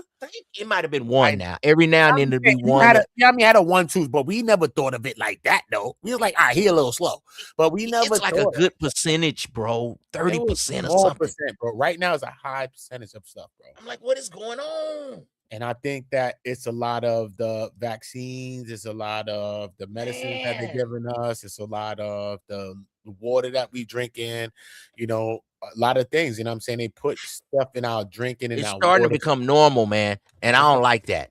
That I'm hearing it too much. Like it's starting to be like, oh, ho humpback. Before it was like one here, one there, like you said, in our day. And I'm a little older than you. But now it's starting to be like one out of every 7 little boys. Out of 7 or some stupid shit. Crazy, bro. And nonverbals and all of that, bro. It's real.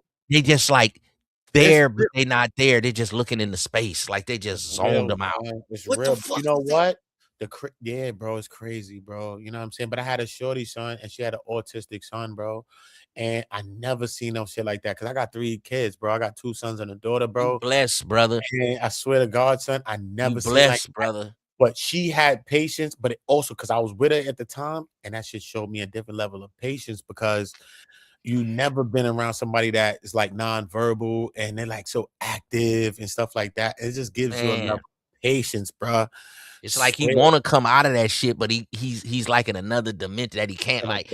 You know, like on one of them like one of them you know, Marvel comic, how he trying to do that thing, can't never get through it. Yeah, bro. Yeah, bro. It gave me a different respect for people that deal with that, the people that deal with their children, and the people that really bang it out with their I don't kids. like that, man. You know what I mean? I don't want that to become normal. I don't like that, man. Yeah, bro. But it's more normal now. And then if you don't take the shots, they won't let you in the schools now. So they forcing these things upon us. When you go to other countries, those vaccines, they would never give these vaccines to nobody, bro. Go to any other country, bro. They're not giving our kids these vaccines. Think about China. Google China. Google the other countries. What vaccines y'all giving them? Think about the vaccines we need to take. Think about the other countries. Don't think about America. Think about China. Pieces the other places.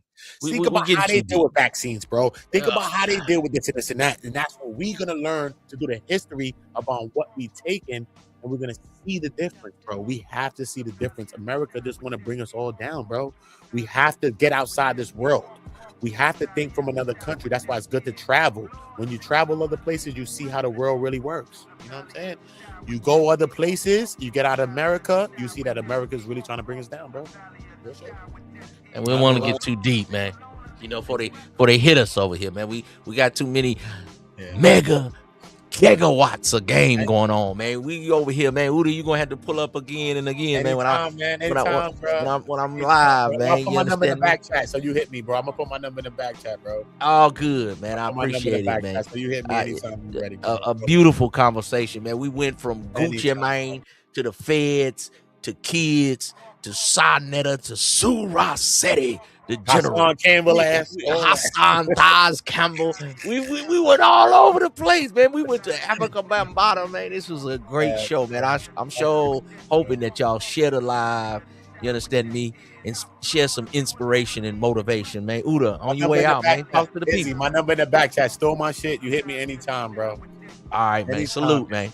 I respect you, Ism. I love you, man. I appreciate it. All right, one love, brother. One love. Peace. Hey, man. Say, man. My brother Silent say, hit the like button. Uncle, some say with the wisdom. So we just kicking up some game. Me and brother Uda, my New York brother, just kicking up some game to edify your brain.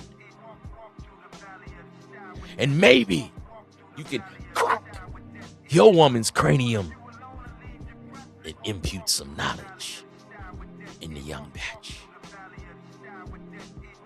Being a man ain't easy, man. But somebody gotta do it. Peace, family. From the Macosphere.